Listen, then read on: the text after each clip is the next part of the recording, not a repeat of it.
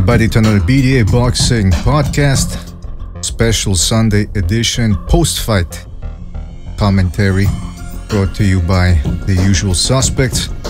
This is your host, Mr. BDA, broadcasting to you live from the true north, and of course, as always, with me, my co-host, King Bucho. King, are you there?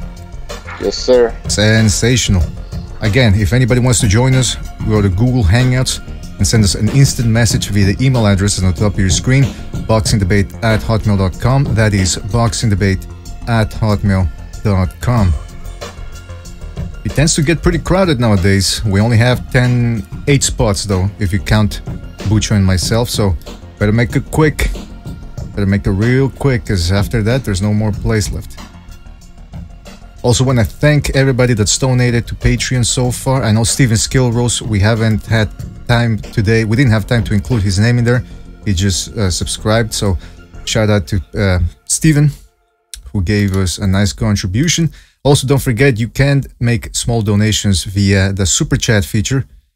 That's on the YouTube chat right there. Don't forget, those who are listening on Spreaker, we are streaming live right now on YouTube. So if you want to catch the full unedited version, scamper on over to the YouTube page. That's youtube.com/BDA Boxing, youtube.com/BDA Boxing, and catch the whole unedited version. I want to give a shout out to everybody that's in the chat room. Dak Fuk, F-U-C, not the curse word, which is a big no-no here at BDA Boxing. Nesmatic, Boxing Battenberg, Boxing Style, Pavel, the Boxing Junkie, J Division, Chris Gonzalez, Bal Sagat, and many more to come, I'm sure. Boxing Style says, I won't be able today. Oh, fuck. Well, listen, Boxing Style, while you're there, just want to, because I want to read the predictions that we made for the Stevenson-Jack fight. Boxing Style had said that, fuck, where's his prediction here? All right, Stevenson by KO 5. He almost did get him out in the 6th when he started opening up on Badou Jack. When he went to the body, he doubled Jack over. Almost stopped him. I mean, let me tell you something. This Adonis Stevenson, we all knew it before the fight. That's why it was a 50-50 fight, because he can be losing a bunch of rounds, but then he just opens up and he hurts you to the body, man. So, Boxing Style, you almost had that one right. As for the Russell versus Diaz Jr. fight, he picked Joey Diaz by 10th round stoppage with a body shot. Let me tell you something. Diaz was throwing some mean body shots, real leather downstairs, but he just couldn't keep up with Russell Jr. I mean, maybe it was a bit too soon, too much too soon for Joseph Diaz Jr. He did handle himself pretty well, but he ended up losing that one by unanimous decision. Spoilers, by the way, for anybody that hasn't seen the fight. And of course, in the fight that everybody was looking forward to the most, which was Badou Jack versus Adonis Stevenson, who many people still consider to be the linear light heavyweight champion of the world, Adonis Stevenson, managed to slip by on a draw, retain his title. Very close fight. We're going to talk about that and some of the shenanigans, maybe a little bit of shadow play that went on in that one. Don't forget to like and subscribe to the stream. I gotta keep saying that during the broadcast. Shout out to Corin Bread, Subhash Kunwar, Dopamine. I think we got Endorphin coming up next to Dopamine. But anyway, John Gonzalez and Chris Gonzalez are in the chat. Chris says 2 a.m. here in Manila. Okay, do you have to tell us every time what time it is in Manila? Every time you come on here, Chris, it's like, it's 2 a.m. in Manila. It's -27. Like, come on. This isn't the Weather Channel. Get it together. Boxing Junkie says the promoter, it's his job to set up the event. Oh, yeah, because there's, well, listen, J Division says serotonin is next. There's a little bit of controversy going on here in regards, because I read somebody here in the chat was saying that, was it here or was it somewhere else? Hold on, let me check it out. Somebody was saying that Jack's strategy was to make it close, take it to the distance, because he was sure that his promoter, Floyd Mayweather, was going to have one of the judges. But it's interesting. It was 2 judges had it a draw and 1 had it for Badou Jack. So it was a very close fight. I'm going to tell you how, if anybody hasn't seen the fight, here's how it went down. First 4 rounds, very close rounds. 5th and 6th, no, even I think the 5th and 6th, but maybe the 5th, you'll give it to Stevenson. 6th round, Stevenson opened up, he hurt Badou Jack, and then in the 7th, he started out strong, but then Badou Jack finished that one strong himself, and he actually seemed to have Stevenson in quite a bit of trouble in the 7th. He had him in a lot more trouble in the 9th. And then after that, the 10th round, Stevenson came back. 11th round was sort of close, and then the 12th round should have gone to Badou Jack. I want to talk about how Lou Del Valle, I don't know if it's Lou Del Valle, or I think he's Puerto Rican, of Puerto Rican descent, I think, but he former light heavyweight champ, title holder, famous for dropping Roy Jones when Roy Jones was in his prime. And Del Valle was really doing a good job in the corner, motivating. Del Valle was telling Jack, listen, he's gonna tire, this is what we want, keep planting little body shots on the inside, the old man's gonna tire. Well, lo and behold, as most of us knew, Stevenson did start slowing down in the 6th. The problem with Stevenson is, and I don't know if Lou Del Valle predicted this, but usually Stevenson gets a second wind. And he can fight even when he's tired. And in the 10th round, you saw what happened. He fucking drilled Jack with a nice straight left to the plexus. He has that type of power. He can get through your defenses. He can break through your guard. And it was a pretty close fight. I'm happy. I mean, not happy. I'm fine with the draw. I think I actually, after the 11th was over, I said, oh boy, this fight, it's going to end in a draw. It's going to end in a draw. And it did. But here's the problem. The referee, Ian John Lewis, or John Ian Lewis, whatever his goddamn name is, this is the guy who let Bernard Hopkins and Jean Pascal hit each other with rabbit punches during their 2011 rematch. And he warned them over and over, but he never took any points away. He's also the same referee that let Vitaly Klitschko beat Shannon Briggs almost to death. Now, listen, it's not entirely his fault. The corner didn't do anything either. And, you know, maybe the doctor didn't do anything himself. But the referee is also at fault here. And then in this one, he kept warning. I mean, he didn't warn Stevenson in the beginning for holding, which was a lot, quite a lot. Then finally, Jack starts holding when he's hurt, and he warns Badou Jack for holding. And he kept. And then finally, he warned Stevenson during the fight, hey, stop holding, stop holding. But he never took a point away. Never took a point away. And then when Stevenson was surviving the 12th round and holding and doing his best Randy Couture imitation, that should have been a point off, because if he wouldn't have been able to hold, it would have been a 10-8 round for Badou Jack. I think Badou Jack was ready to open up, ready to batter him the way he did to De Gale in their fight. And then you saw in the last 10 seconds, he almost dropped Stevenson. So whichever way you want to cut it, it could have been a 10-8 round easily for Badou Jack, but we'll never know because the referee let Stevenson hold, which he should have taken a point away, because that's what Badou Jack deserved. And I think if would have given him that 12th round clearly, I would have had Badou Jack winning the fight. Now here's the thing: people are saying, well, Stevenson got off to a quick lead. He took the first 4 rounds. I rewatched the fight this morning, the whole fight. The first 4 rounds could have gone either way.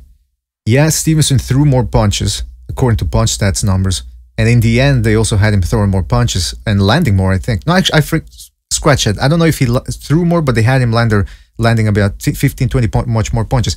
I didn't see him outlanding Stevenson in the first 4 rounds. In fact, I saw Stevenson landing one good right hand here, a couple of good body shots there, and I could have, you know, if I had to score the fight, I would have given maybe 3 rounds out of the first 4 to Jack. So I don't know where this fucking early lead for Stevenson comes into place. It was a little bit too close, and I'll say this: same thing I said last week with Linares versus Vasily Lomachenko. If you let your hands go, the judges are going to give you the benefit of the doubt. It's the way it works. So he did himself a service here by Stevenson by letting his hands go. Even though he was hitting just elbows maybe and guard and gloves, yeah, the judges were still quite impressed by that. And so you remember there was a point where Badou Jack was trying to circle away and Stevenson grazed him with a shot, and Badou Jack sort of got off balance. He wasn't hurt. But one judge or two, you know, they might think, oh, he's hurt, he caught him clean, so I'm going to score that blow for Stevenson. So that's what I'm saying to all the young guys out there: let your hands go. You never know if the judges are going to give you the benefit of the doubt. All right? That's the way I see it. I see we got Cameron on the line. Fuck, mate, it's life, man. You only live once. Make the most of life. Enjoy it. Because everybody's got their weird fetishes, man. And mine just happens to be eating fucking ass. That's right. We got Cameron on the line. Cameron, are you there? What's going on, man? How's it going? Good, good. Nice and early this time, right? Yeah, I wanted to make sure I got on this time and didn't take anybody's spot. So you're a pirate. That's what you are. It's your British. It's a British heritage you have, because there were a bunch of pirates. I don't know if you know. Yeah, man. Well, thankfully, I'm not a pirate. Oh, yeah, I'm pretty sure you might have some pirate blood in you. I think most Brits do. Actually, wait a minute. Am I confusing British pirates with French pirates? Anyway, listen, it's not important. Talking about the Badou Jack versus Stevenson fight. Hopefully, we'll get to the Russell versus Diaz fight, because I don't think anybody wanted to talk about it last evening. Let me tell you something, Cameron. This fucking referee, Ian John Lewis, whatever his name is, Badou Jack punched him last night accidentally. Although the jury's still out on that one. Do you think he should have had more based on how he refereed that fight, or am I exaggerating here, making a big deal out of nothing?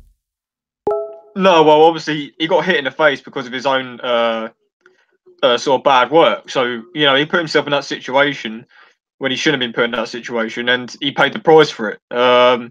It's one of those things like you face the consequences. The referee, Ian John Lewis has had obviously he's from the UK. He's refereed a lot of fights over here, and he's done a terrible job with them. And for someone like Ian John Lewis, I don't know why he was refereeing that fight last night, because Stevenson-Jack was a big world title fight. I thought I could have got a lot better referee than Ian John Lewis. Mm-hmm.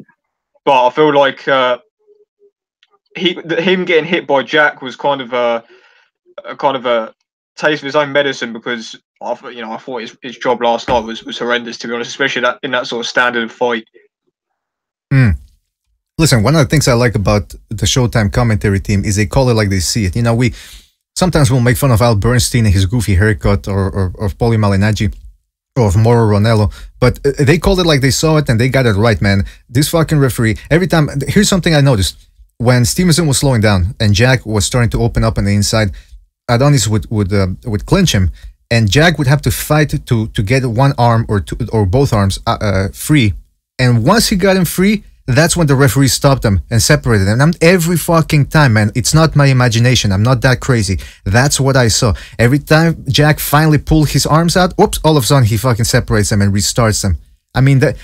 There was something iffy here. Either the guy's incompetent or he was corrupt, man. That's the only two things I can see. Yeah, like I said, Ian John Lewis, I actually had a conversation with Ian John Lewis once before a fight. He was refereeing a fight, and I was speaking to him about the fight. And he was asking me, this is a true story. This was about 2 years ago. I was speaking to Ian John Lewis the night before he was refereeing a fight over here. And he was kind of speaking to me about the fight. And he was asking me, who's good, how good the fighters, and, how good they're chinning it, everything like that. And I thought, well, this guy shouldn't really be asking me this sort of thing. Because, sort of thing. So I was kind of quiet about it. For me, Ian John Lewis, I wouldn't class him as a legitimate referee. Like I said, I don't know why they got him over for that fight last night. I think you could have got any American trainer, and it would have been done a much better job.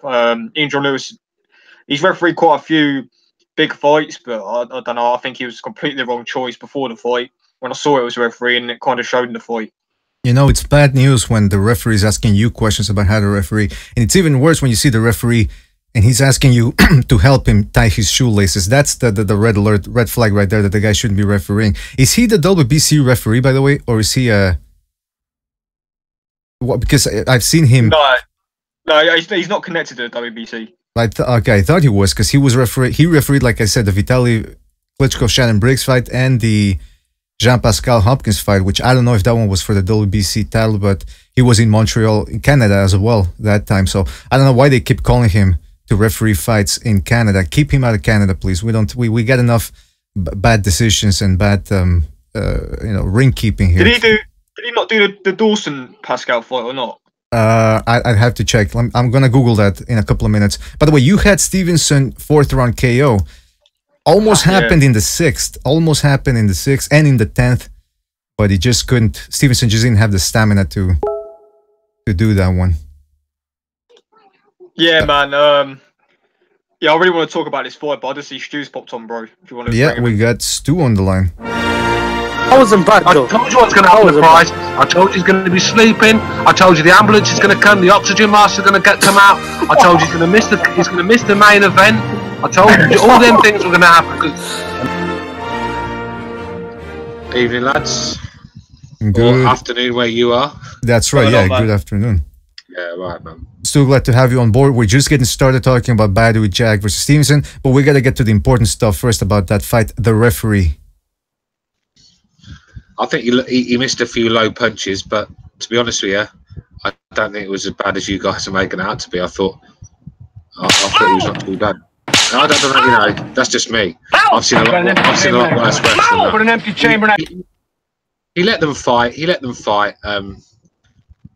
don't know. I just don't see what the problem is with him. I've just seen a lot worse than that. So I'm used to referees being poor now. So when they're even substandard, you know, I'll let it go because that's good enough for me at the moment. Because at this time right now, we've been getting some real poor refereeing displays. So I don't know. I've only just jumped on. So what was the problem, guys, with the ref? You know, you fucking Stu, always sticking up for the Brits, right? For your fellow Brits. That's how it's going to work around here, Stu? I mean, I don't rate Ian John Lewis. I think he's a very poor ref, to be honest with you. He's ruined a lot of fights, but I thought yesterday was a good fight. And I don't think he was too bad. I thought he's been a lot worse. That's what I'm trying to say to you. So, well, what were you guys not happy with then? Because I've just jumped on. All right. Well, Cameron and I guess we saw the same thing, but we saw Ian John Lewis. He wasn't actually no, Cameron. I don't know if he agreed with me on this one. Cameron, did you agree with my assessment? Just to be sure, as I go forward with this. Yeah, pretty much, bro. Yeah. Okay, so here's what he did, Stu. Here's what I saw. I could be wrong. Again, maybe I have to rewatch it a third time. First of all, every time he didn't warn Stevenson for the holding, he never took a point away, especially in the 12th round when it was excessive and it was helping him survive the fight.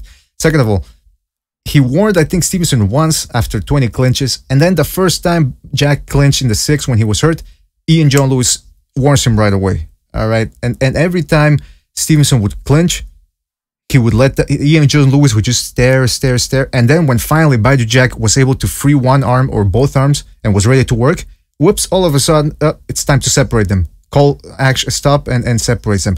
That was just, I saw that a bunch of times. After the third time it happened, I kept my eye on it, and it kept on happening, and that wasn't a coincidence, man. He was breaking it up once Badou Jack was able to get one arm free to work. All right, I think he knew what Stevenson was all about. I'm just saying here. Yeah. That's what I saw. I noticed a lot of the holding, but I could actually hear him because I had it quite loud, and I could hear the ref saying most things, and I kept hearing him work your way out of it. So I think he was letting them try and punch their way out of the hold, but really he should have been, getting a hold of it, and start warning fighters, because the Stevenson holding got ridiculously bad. I mean, it was just constant. He was hanging on for dear life. I mean, I agree. He did let the team down a little bit with the no warnings for the holding, but in general, I don't think it was a poor display. Well, listen, the Showtime commentators. How many times will you watch fights and there's been just bare holding and nothing been said from the ref?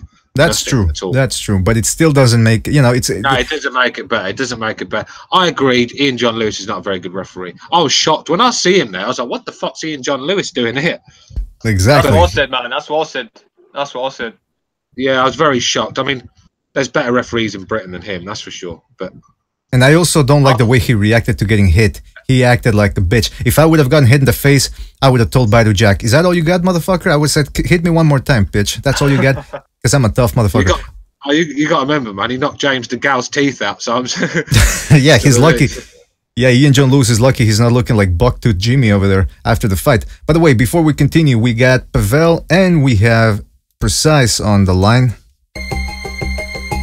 Depending upon how you interpret the data. What's up with all the transvestites in Hollywood, though? Because if you're a postmodernist and you don't have any standards, you're always going to keep moving the goalposts, and you're never going to stick to your own standards because you don't have any standards. That's right. You gotta have standards. I tell you who doesn't have standards. I think Ian John Lewis. I think either somebody got to him or he's a little bit too corrupt. Precise, Pavel, thank you for being on, gentlemen. How are you? Pretty good. Thank you for having me.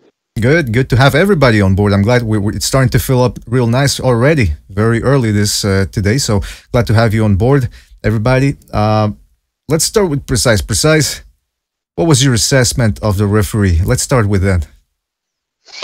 I agree with what you and Cameron were saying. I mean, clearly he was there to help Stevenson out, and even though it was Stevenson who initiated all the low blowing, and Badou Jack, who's no cupcake and has a history of doing that, was really more just responding to what was being done to him. He really should have, the referee, that is, should have taken control of the situation. Just because he's warning the guy, that doesn't mean dick if the guy keeps doing what he's telling him not to do. You got to put your foot down. You got to stop that shit. You know what I mean? If you want to take a point from Jack for low blowing and then take a point from Adonis for holding, he should have done that. It made the fight that much less enjoyable, and it's just not a good fight in my opinion. And the referee was a big reason why it was so. Yeah, I agree. It could have been a better fight if it wasn't for the holding. That's my opinion. Pavel, what do you think about the referee? Was he incompetent? Are we making a big deal out of nothing here? No, I mean, he should have known better. He's the referee after all. And what I've noticed is that he kept yelling, no holding, while standing there and just watching. And I'm like, split them up for fuck's sake. 50% of the fight was spent in the clinch. Exactly. Yeah. Who said that? I think it was Malignaggi at some point. He said, man, Stevenson's spending his clinch more than he's been punching this round. It wasn't a particular round. I think it was a 7 or 8. I think now you guys mention it, then you probably got a point. You got to remember, I'm watching fights at 5:30 in the morning, bro. I'm not really, I'm just looking at the fight. I'm not really taking much notice of anything else. So the fight was an entertaining fight for me. So it's not where the referee spoiled the whole thing. That we did get 12 rounds of a good fight, but with the holding, you're right. When you think Pavel's right, really, I mean, he could have jumped it. He could have saved us a good 9 minutes of boxing. It was probably 9 minutes of that fight was probably holding at least. Do you know what I mean? So. Yeah, absolutely, man. It's at least the 12th round. Badou Jack deserved that round, and Stevenson was just clutching for dear life. I didn't get Bucho's opinion. Bucho, what do you think? What did you think? Let's learn. I think you're gonna agree with us, right? Or at least I hope. Bucho, you there? All right, I think he might. Yeah, no, sorry, I was doing fucking dishes, man. Yeah, I agree with everything. The referee wasn't. I mean. Yeah, he had an agenda, let's be honest, but he wasn't as bad as that referee in the Gary Russell Jr. fight with Diaz, man. Kenny Chevalier. Man? Kenny Chevalier. Good old Chevalier, I don't know. This motherfucker, first of all, he's shorter than the featherweights, so he's always looking from above, and I don't know if he can see the action clearly from his height. Second of all, this is a guy, I remember when Hopkins fought Andrew Council, I think it was like Hopkins' 6th defense. It was in Maryland as well. I think it was in the state of Maryland, and this guy kept screaming at both guys. Every time there was a clinch, he would slap both guys fucking super hard on the back. I think even Hopkins said after the fight, he says, I think the referee hit me harder than Council did. This is a guy that's always screaming at people. He's always dancing around the ring. Sometimes they weren't even clinching and he's like separating them. Like, exactly. He doesn't even know the rules of boxing. He should have refereed the Badou Jack Stevenson fight. It should have been the other way around, man. They should have let Ian Jones. My God, that 12th rounds, man. Stevenson was just holding on for dear life. Refs not doing jack fucking shit, man. He should referee midget mud fights or something. Why do they have to be? He belongs at a carnival, not a boxing ring. Give me a break, man. Yeah, why does it have to be a mud fight? Why can't it just be two midgets fighting? The thing is, we've got no personalities when it comes to referees anymore. Can you remember back in the day we had Mills Lane, Richard Still, and I know Mickey Van from the UK, just characters, great refs that went on to the decent age. They could still hold it at the top level in their 60s sort of thing. But these referees these days are fucking terrible, man. A lot of them don't understand boxing. I'm sure a lot of them don't understand when a fighter's hurt, when he's recovering, when someone's holding properly. I just don't think they understand the sport properly. A lot of them. Like Cameron said, when you've got referees going to young guys that do YouTube channels asking for advice, you know you're in trouble, don't you? Absolutely. But I mean, do we really want referees with personality? First of all, I don't want to see the referee. Like, remember what they always say: a good referee is the one that you don't see during the fight. In other words, if he stays out of the way and what I meant by personality, I didn't mean by a referee going and acting like Adrian Broner and things like that. You know what I mean? I'm on about just character. Yeah, that's the word I'm looking for. Character. Look, we all know about the Richard Steeles and, like I said, the Mills Lanes. We all know about them still. Do you know what I mean? And they were good referees. They weren't really, they weren't really celebrities so much, but they were referees that we respect, Hall of Fame referees. And when they was in world class fights, world championship belts, they never really ruined the fight, did they? But how many times have we been counting the fights that have been ruined by referees lately? Yeah, that's a good point. That's a good point. It's we need referees that are gonna either let them, like Steve Smoger. I thought he was a good referee. I mean, every referee has their bad days at the office, but there needs to be somebody that's firm. But at the same time, if he realizes that both guys, let them do a little bit of the dirty stuff. Let them work their craft. But if it gets out of hand, then he should be firm and take. Nothing sends a stronger message to a fighter than taking a point away. All right, and this Ian John Lewis, it seemed like he was afraid of taking points away. I don't know. It was weird, man. And by the way, people in the chat room are asking, like Reese Max says, BDA, did you think Badou Jack held back his punches during the first 6 rounds on purpose in anticipation of Stevenson becoming tired in the second fight? Absolutely. Lou DeVal even saw. Everybody saw it coming. If you watched Stevenson fight, you knew he was going to fade at some point, and I think that's what Stevenson was planning. I mean, Jack was planning. So now let's get to the really important. That's the game plan. That's the game plan I actually said, bro. If you look back on the last show, I said that Jack would have to take the sting off Stevenson's punches early and come on strong in the latter rounds like he always does. The problem with Jack, he got his tactics right, but he left himself for no errors. So in other words, you can't keep giving away 3 or 4 rounds and then come on strong, because if you get caught like he did in the 10th and lose a round badly, then you're constantly catching up. You can't even take a break. You can't even take a round off. You just constantly got to be. It's a lot of pressure on you, and I think it's the wrong way to got to get an early rounds in the bag. Then have your breathers, and then take it from there in the latter rounds. But Badou Jack just leaves himself so much to do, and this is why he keeps getting draws. Very good point. Very good point. Fourth draw, man, in his career. This guy, he cuts it. He plays it too close to the vest. Now, here's my question, and I'm gonna go in order, but I'm gonna start with Stu here.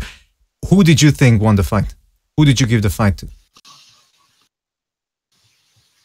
I had Badou Jack by 2 rounds, but I'm not too fussed. I'm not gonna sit here and cry robbery. But a lot of people think Stevenson won it, but you only have to look at the reaction of both fighters. We can all sit here and say who we think won, but the guys in the ring, just look at the reaction when the bell rang. Who looked the winner and who looked the loser? Stevenson walked back to his corner like his belts had gone and his career was over. He was shocked that he got that draw, and that's why he didn't know what to say in the interviews, because he wasn't expecting it. So I think we can sit here and all argue who won. Just look at the fighters will tell you who won. Look at Stevenson. Go back and look at Stevenson when the bell rang. I was a deflated man that knew he'd lost his titles. So it says it all. That's a good point. And also the fact that he didn't know what to say. It was partly because he's tired, and also because his English, let's face it, it's not the best. He's not the best English speaker in the world.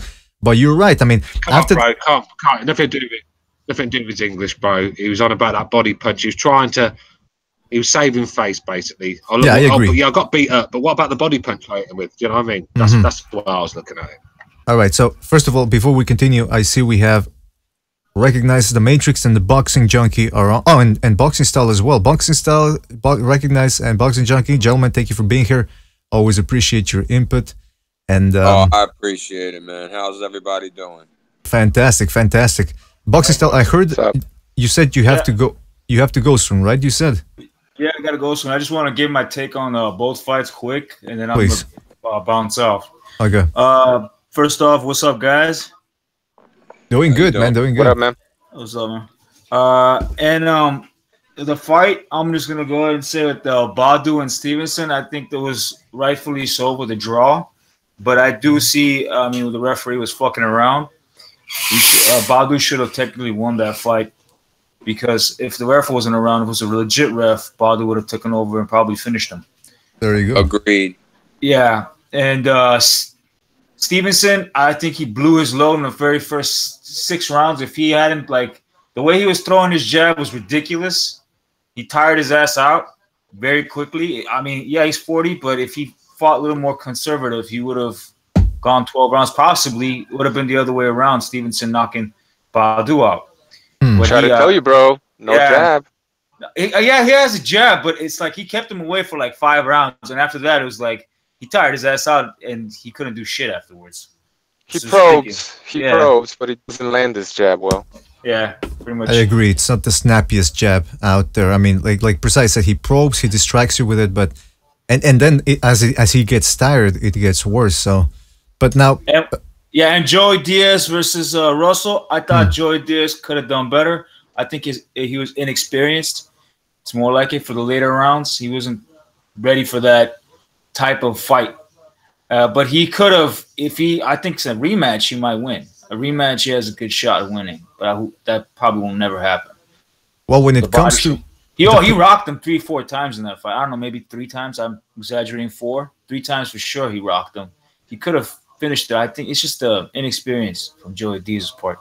Yeah, and you got to give credit to Russell Jr. He shoe shined when he had to, got out of the way, and he's starting to punch harder than people gave him credit for, and he kept Joseph Diaz. So what round was the stoppage, bro? What round was the stoppage? Because that's a fight I haven't seen yet. I need to catch up.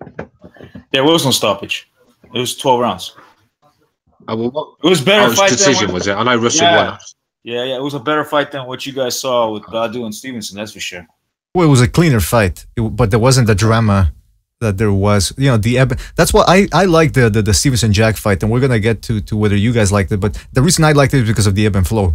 You know, one guy's hurt, and the other guy comes back, and the other guy comes back again. That's what I liked. You know, ebb and flows, peaks and valleys. Yeah. All right, so I asked Boxing Style who he thinks he won. He gave his stakes too. Let's go with Precise. Precise, what do you think? Who do you think won the fight? And what did you think of the fight? Nobody won this shit fight, man. Give me a break. Badou Jack gave up too many of the early rounds, which Stevenson just nicked. I thought maybe 4 or 5 of them.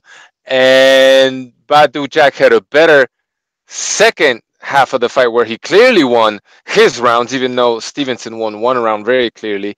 So I'd have to say Badou Jack was the better man, but because of how fights are being scored, I had it a draw, basically. Some couple of swing rounds there, you know, if I'm being fair and then splitting them, you know, evenly, it was a draw for me. I mean, the skill sets just didn't mesh well. And I know a lot of people mistake skill for style, and they'll call it a style, but it wasn't that. It was the fact that Stevenson's best suit is sitting back looking to counterpunch or moving back, walking you into his shots, whether he's leading or countering, whereas Badou Jack's style, his best suit is coming forward and kicking ass. So Stevenson's punching power and his ability to counter a guy that's incoming and trying to fight him, and also having the puncher advantage over the fighter in this case, shut Badou Jack's best suit down for the majority of the fight and had him turning into a boxer, which he's very average at. Whereas if for Stevenson to come forward, which he completely sucks at because he doesn't know how to cut the ring off, he doesn't set up his punches. He's like Guillermo Rigondeaux, right?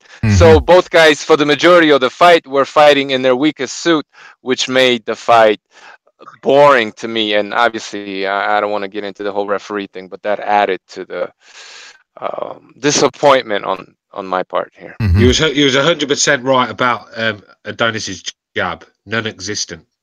None. Can't set up his shots very well. He could kind of measure the distance and catch you, walk you into a shot, but when you make him come forward, use his jab while coming forward, he can't set up shots very well at all. And he reminds me of Rigondeaux a lot in that sense.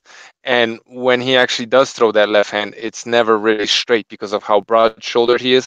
So you saw Badou Jack stepping inside of that left and avoiding it completely. So it just, their skill sets didn't mesh.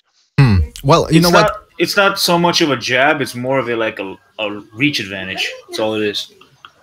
But he controls distance well on the back foot, but coming forward, he's not that good. And then Badou Jack wouldn't give it to him. He kept circling away from the left, and he kind of, I don't want to say sucks as a boxer, but you saw moments where if Badou Jack was, let's say, Jorge Linares, and he could circle and jab at the same time, right? He would have completely schooled Stevenson, just moving away from the left and jabbing him. He would have schooled him, but he doesn't have that skill set. Every time Jack took it to Stevenson, he looked like he was going to stop him, but he just kept stop. You had to step having breathers and get back on the back foot and having a look and all that. Just get the man out of there. You can't. You're in the man's backyard. It's obvious the judges are not going to go in your favour, so you're going to have to knock the guy out. Many times, Badou Jack could have got the stoppage. He threw that fight away. He's got himself to blame. That's it.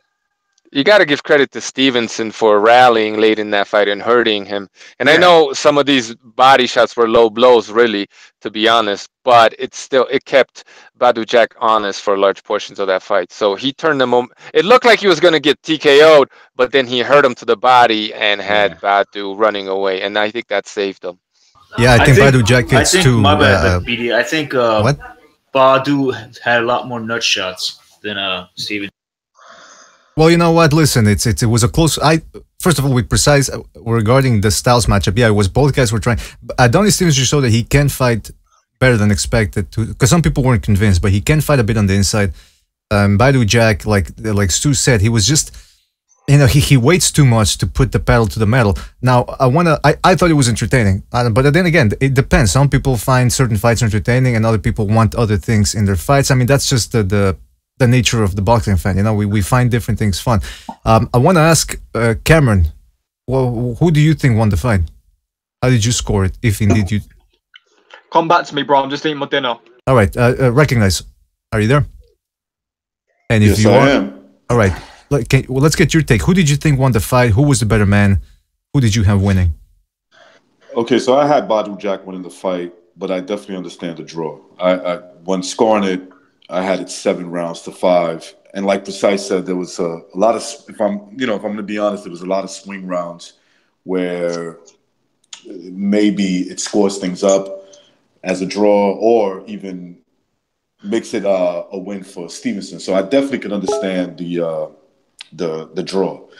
I thought Badou Jack, like a lot of you guys explained, gave up a lot of the early rounds. It kind of reminded me of Marvin Hagler, Sugar Ray Leonard. Not that good, but in terms of the ebbs and flows of the fight, where one guy's giving up the earlier rounds, and then the later rounds, the other guy comes back and he makes a push for it. Badou Jack's this is like the story of his boxing career. When he wins rounds, he beats you up. He really wins those rounds, where the other guy barely wins the rounds. Because Badou Jack is not really being active, right? Yeah.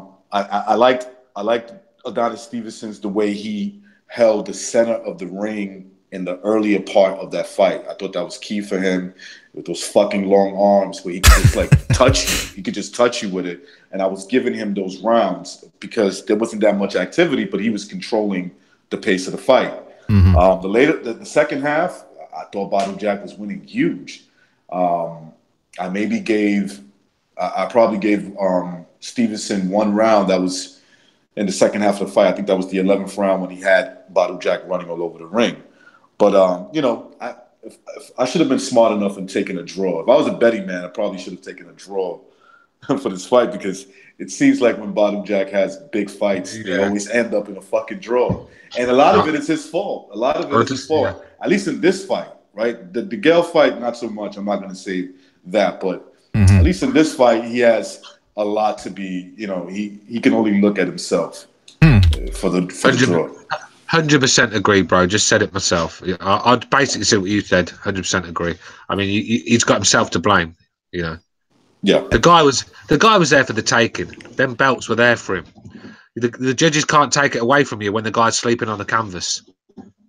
Exactly, but I mean, he's not that type of puncher. That is true. He's not that type of, Badou Jack's the type of guy that can wear you down, but he's not gonna take you out with one punch. And he had to be weary of Stevenson, because again, Stevenson he showed his power in this one. Whether he hits you in the head or the body, I don't know how he's able to get those bodies through the guard to the body. Those body shots, man. That's heavy-handed. You know what it is, BDA? He's fucking heavy-handed. Oh, when he would touch Badou Jack. And it wasn't, don't get me wrong, it's not hurting Jack. What it's doing is it's pushing him. The momentum of the punch is pushing him away. Now, yeah, the 11th round, I thought he definitely hurt Badou Jack, especially to the body. But he's just so heavy-handed that it just gets through your guard, man. It's like I have a feeling he punches like a heavyweight. That's just my opinion. You know, I never got hit by him, but I just have a feeling he does. Well, let me tell you something. He wasn't landing clean all night, really. It was the body shots doing the work. Yeah. You know. Just something real quick. I know a guy who fought him twice in the amateurs, and he said that you can do everything right against him. You can either take it to him or box him from the outside and do everything perfectly. All he needs is one shot, and he takes you out. And he took this guy out, I think, both fights. So that's the type of power he has. But we heard the same was going to happen to Badou Jack. I told you, don't get too excited about his power, because he has got power. If he hits you clean, you're going to sleep. There's no doubt about that. But look how slow he was. He never, you know, he kept circling, he kept following Badou Jack around the rings. You know, he never looked in the right position to land his big left hand. He was always off balance. It was just. He's very inaccurate with that punch. Always has been. That's what I've been trying to say. That's exactly what I've been trying to say. He's got to land. Badou was a little hesitant. Well, he's 40 years old. And by the way, Cameron, Badou was a little hesitant in that fight. He was a little hesitant. Just one last question for Recognize before we get to Cameron. You had Stevenson by 6-round stoppage. He almost got him out in the 6th round with those body shots. Were you jumping up and down, or? That was a low blow. Yeah, there was some that were low blows, but I thought he was going to go out. If you look at my prediction video, I realized this. In my prediction video, at first I was picking, this is how 50-50 I saw the fight. I said in the beginning of the video, more than likely, if Stevenson wins, he's going to win by knockout. But at the end of the video, I said, I think he'll win by decision, Stevenson. Because this fight was so goddamn hard to predict. I thought that if Badou Jack in the later rounds, if he wasn't so fucking hesitant, and then again, it's hard to say when you're not in the ring facing those punches. I thought if he could have put just a little bit of more pressure, catching him with those overhand rights that were sneaking in, uppercuts, and then to the body, man, I think he would have at least dropped him.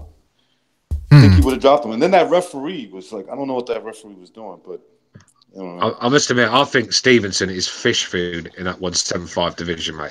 Fish food. I was going to say that. I was going to say that too. Well, he's getting old. Honestly, I got people laughed at me when I said Bellew would knock Stevenson clean out of cruiserweight. I'm telling Stevenson now, do not take that fight, because Bellew will do you a right number on you. I'm telling you.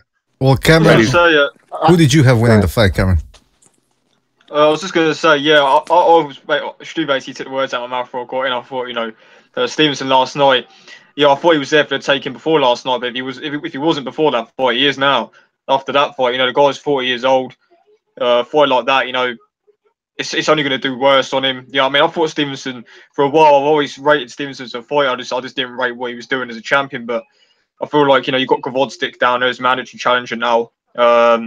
You know, obviously Jack rematch. I feel like if the rematch happens, Jack wins the rematch quite convincingly. I feel like that fight last night would have took a lot out of Stevenson, a lot more than it did with Badou Jack. So for me, if they fought again in a rematch, I feel like, you know, any sort of a legitimate fighter, the next one that gets a hold of Stevenson will beat him. I think so. All right, so let's keep going with and we'll get to the landscape at light heavyweight. But let's get to boxing. Pavel first. Pavel, who did you have winning the fight? I had a draw, really. I didn't care about who would win the fight. I wasn't rooting for either of them. One thing that I'm really angry about me getting up at 5 a.m. and watching this dog shit of a fight. But the two things that were best about this show was the referee getting punched in the face and Jack receiving his fourth draw. That was the best thing. Oh man, you didn't like anybody that was in the ring last night, did you? You don't like the referee, you don't like Stevenson, you don't like Badou Jack? That's correct. By the way, Koran Bread is calling Badou Jack. He says his new nickname is Jackass. So you see the creativity we got going in the chat room. All right, can I just say one more thing? I think Absolutely. people overrate Badou Jack's skills.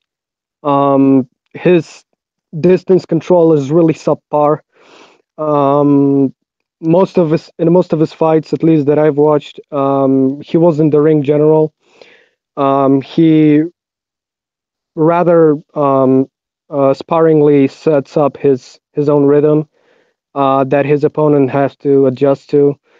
And what I noticed in this fight is that he was bending his wrist at the end of the punch, especially in the straight shots. So perhaps that's one of the reasons that he couldn't, that considerably hurt Stevenson. Like throughout the fight, he had some moments, but still. And I think I remember that 3 months ago or 4 months ago, Badou Jack called out Sergey Kovalev, and if that happened instead of Stevenson, that based on what I've seen yesterday, that would have been a big mistake for Jack. All right, we're gonna get to that later on. I wanna save that one because I wanna talk about, because we've been here at BDA Boxing. You know, everybody here, we've been through this fucking Adonis Stevenson saga for 4 years or 5 since he won the title, and here on the show we've been at it for 8 months, and he finally stepped up against a guy that was better than Fonfara, his best opponent at the time. So we're gonna talk about whether Kovalev and Stevenson, how that would have looked in the like 4 years ago. But before we do, Boxing Junkie, finally, what about you? How did you have the fight? All right, I'm going to agree with the last man on.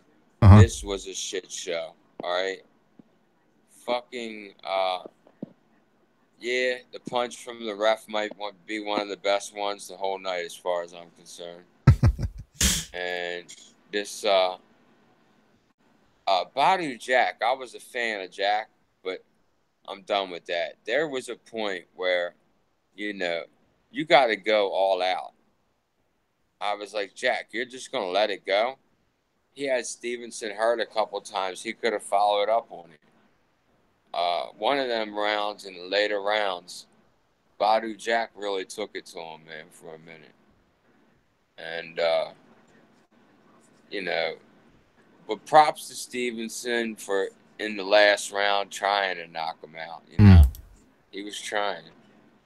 Well, listen, Boxing Junkie, to be fair to Jack, he couldn't really get going because every time he tried, Stevenson was fucking clinching him. Yes, I was going to get into that. That goddamn ref was just letting. Didn't he warn Badou Jack for holding when Stevenson was holding the fucking whole time? Exactly. And then Badou Jack does it once and got warned by the referee. Man, yeah, that was disgusting. All against him. I remember people were saying that he would be safe in Canada. Man, Badou Jack was not safe in Canada. No, he wasn't, man. That's why they should do it in neutral ground. You know, if they to be fair, Badou Jack was getting his own in. I see Badou Jack hit Stevenson in the bollocks quite a few times. Let them fight, hit each other on the balls as long as there's no clinching. Right. Yeah. Like I think he was equally as bad to both opponents. If you get what I'm saying. I don't think there's no favoritism. I just think he's just that bad. But for me, I don't think he ruined the fight. I just don't think he did. I've seen a lot worse. The problem in Jack's defense, Adonis started low blowing him. I think it was like in the 4th or 5th round because his guard was so tight. Adonis started straying low and the referee did nothing. So what do we always say? Well, if the referee does nothing, hit him low. So Jack did not initiate the low blowing in his defense, which isn't to say I thought he landed more low blows, but would you rather take 5 from Jack or 1 from Stevenson? You know what I mean? It's that kind of thing. Yeah. And speaking of Jack, here's one last thing I didn't like is when he started the momentum started going his way, he took over the fight after the 9th round when he was starting to open up on Stevenson, and Stevenson was looking very, very tired. At the end of the round, Jack stood there in the middle of the ring and stared him down. And I'm thinking, stupid motherfucker, the fight's not over yet. Stop playing tough. It's not that you can do that in the 11th round, but you don't do that against a guy that can hit as hard as Stevenson. And then what happened in the 10th round, the very next round, fucking Stevenson hurts him. So I don't like this guy trying to play mind games inside the ring, trying to stir the other guy down. Just do your thing. You get the momentum on your side. There's no need to start playing tough guy in there. So it was kind of, I was kind of a little relieved to see Adonis Stevenson come back because it also made it more entertaining. All right, now guys, that's the other thing. Stevenson, a lot of people consider him the lineal champion. He finally stepped up against a guy, a very solid opponent, the best opponent I think he's fought in the last 5 years, and he almost got taken out. So the basic question is even if forget about 5 years ago, what happens if Kovalev and Stevenson fight right now? Who wants to jump in on that one real quick? Whoever has this first. Kovalev beats him. Kovalev beats him. Kovalev beats him. Yes. Hands down. Somebody gets knocked out. Somebody gets knocked out. That's for damn sure. I'll tell you what though. Yeah. I wouldn't right now. I wouldn't want to be putting my money on Kovalev. I just don't. Kovalev's not the same guy we all knew. He's a broken man. I wouldn't want to put my money on Stevenson. I don't think I agree with what Bazod says. I wouldn't pick a winner in that fight now at this point. Like, I think somebody's going to sleep in that fight, but I see Stevenson, he's ready to go. And like Stu said, Kovalev, since those war fights, man, I think he's been matched the way he has been for a reason. So yeah, I don't know, man. This fight should have happened 3 years ago. So I don't know who would win that fight now, man. Right. Kovalev gets hit, and Jack or Adonis only needs one shot, and he does get hit. So he does get hit, but I see definitely if the jab playing a role. Sorry, bro. The jab will play a role. I think if Kovalev establishes his jab, it's over for him. If he fights smartly and moves away from the left like Jack did, yeah, he'll win. But he's such a hothead sometimes. You know what I mean? I think the main thing that I think hold on, Stu. I'm just gonna say that the main thing that would play in Kovalev's favor would be Stevenson's stamina. I mean, the main thing that you mustn't do against Kovalev when you're fighting him is gassing out after the 6th round. After that, if you do this, then you're fucked. Yeah, but I think Kovalev gasses as well. One factor in this fight, because I don't like Adonis Stevenson. I think when they both wanted to fight each other a few years ago, I think when Kovalev was in his prime, I think he would have slept Stevenson. I've been saying it for a long time. Is everyone cut off? No, everybody's still here. Oh shit! They just dropped off. How did you know everybody Body dropped shots. off? Yeah, everyone cut off, man. I was just besides, you've just pinched it off me, man. You just pinched my fucking line, bro. The body shots at Kovalev. If Stevenson starts landing them body shots on Kovalev, the stamina's going to drain from him. I think he's become an old man overnight. If you get what I'm saying, Kovalev right now, just not the same. Let me just say, the division's looking at of all the champions right now, it's starting to look a real good for Bivol, isn't it? And like I said, with Stevenson and Kovalev, they're both at the worst I've seen them. So it's a 50-50 fight, if you know what I mean. But like I said, Kovalev lands on Stevenson, it's over because Kovalev hits a lot harder than Badou Jack. But yeah, if Stevenson lands body shots, Kovalev doesn't like body shots. He doesn't. I don't think he trains to take shots to the body. And Stevenson throws an awesome body shot. So especially that straight left to the body, right in the solar plexus. That takes a lot out of you. That does. If Kovalev is landing like Badou, it's over. It's over for Stevenson. Yeah, that's why it's such a good fight, though. Like, that's why it's even a good fight at this stage. It was a good fight before. It's a good fight now because you can see cases for either one winning the fight. You know, people, you said it right. That's what I was thinking about after the fight. I'm thinking, man, whether they would have fought 5 years ago, or whatever. Those body shots. But the flip side to that coin is you just saw Stevenson fight the best fighter he's ever fought so far, and those straight rights were starting to find a home there. Kovalev is just as precise, if not more precise, than Badou Jack, and he hits way harder. So could Stevenson have handled the way he got hit from Badou Jack? Could he have handled taking those shots from Kovalev? No. I just want to address the chat because a lot of them disagree with me, and that's fine. That's what this program is about. This hangout's about. I don't mind that. But the fact is, they're saying Kovalev's looking better than ever. I don't see that. I've looked at his last couple of fights. I just don't see he looks better than ever. I think he looks worse. That's because of the matchmaking. He's fought Shabransky and Mikkelkin, who aren't top 15 guys in the lightweight division. Like, he's been carefully matched since those ward losses against guys who he's going to look good against. So, of course, he's going to look, I wouldn't say look better than ever, but of course he's going to look clinical in them fights. But I think we're going to see where Kovalev's at more when he fights Eleider Alvarez, who's a legit contender. I'll save my judgment to Kovalev to after that fight then, because if he proves me wrong and wins that fight in devastating fashion, then I'm going to have to be back on the train. But I was a big Kovalev fan, still am. I just think he's lost his love for boxing. I think after well, what they are bringing him back properly. Yeah, the way of you course. should bring back a fighter that's been through a loss like that was real big on him mentally. You need to come back with some, put him in there with some cans. Make him look good, get his confidence back. So Pavel, with Alvarez. I agree with that. That's a very good point. They already eased him in back into 175, and Alvarez is a good fight. The good thing for Kovalev is that Alvarez tends to fade down the stretch into fights. But so Pavel, you disagree with Stu then about Kovalev. You don't think Kovalev is as finished as most people seem to think? No, I just slightly disagree. I think Stu's argument that Kovalev looked bad, it was a bit of a stretch. I mean, I know that's not the best opposition he could face, but still, he didn't look horribly. He looked okay for me. Okay, hold on a sec. Who's going? Yeah. By the way, guys, don't if you want to get on the Hangout, don't call us. You have to send an instant message. So just open up the chat on Google Hangouts and send us. By the way, if you guys drop out again, just wait. Like Recognize and Junkie, just wait for me to call you back. Don't call me because it doesn't work that way. Anyway, with the Kovalev thing, all right. With the Kovalev thing, I agree with Precise and with Stu. I was thinking the very same thing, the body shots. Those goddamn body shots. Can Kovalev take him to the body, or is that just a myth now that's been passed down after the Ward fights? That's been proven. Nobody can take Stevenson's left hand to the body. Let's keep it real.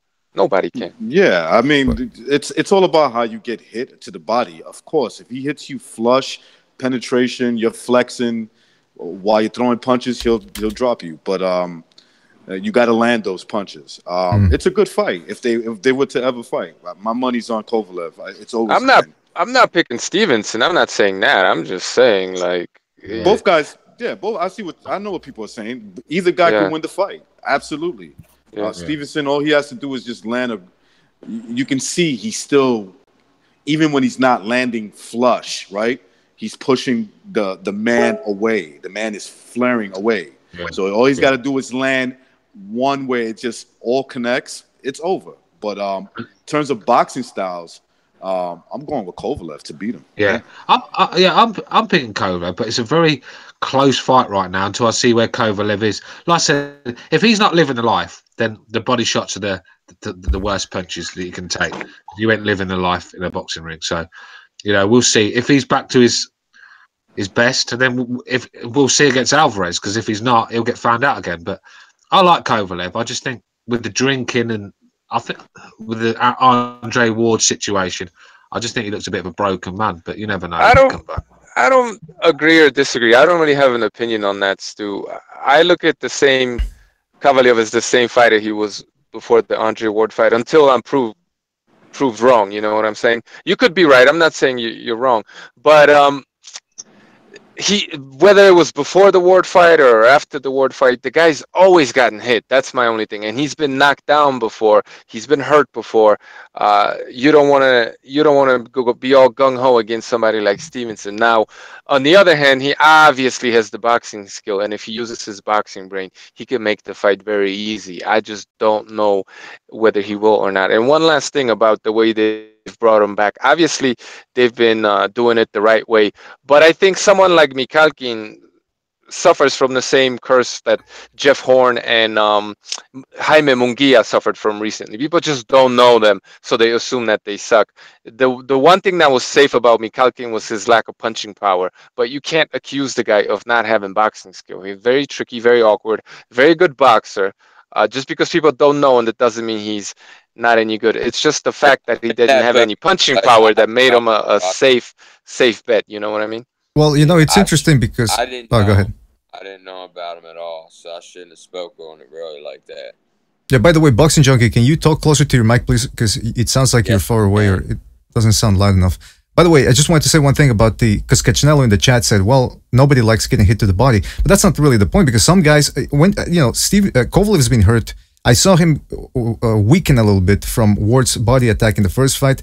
and against Jean Pascal as well in the first fight. Jean Pascal was countering him to the body, and you could see, like, I know nobody likes it to the body, but when you see a professional boxer visibly getting bothered by those type of body shots, it means either he's not guarding himself properly for the body shots, or he just doesn't have a tough stomach for that. I don't know. By the way, like you said, BDA. That's right. That's right. He could not be preparing himself well to the body, or most guys just don't like to get hit. There, period.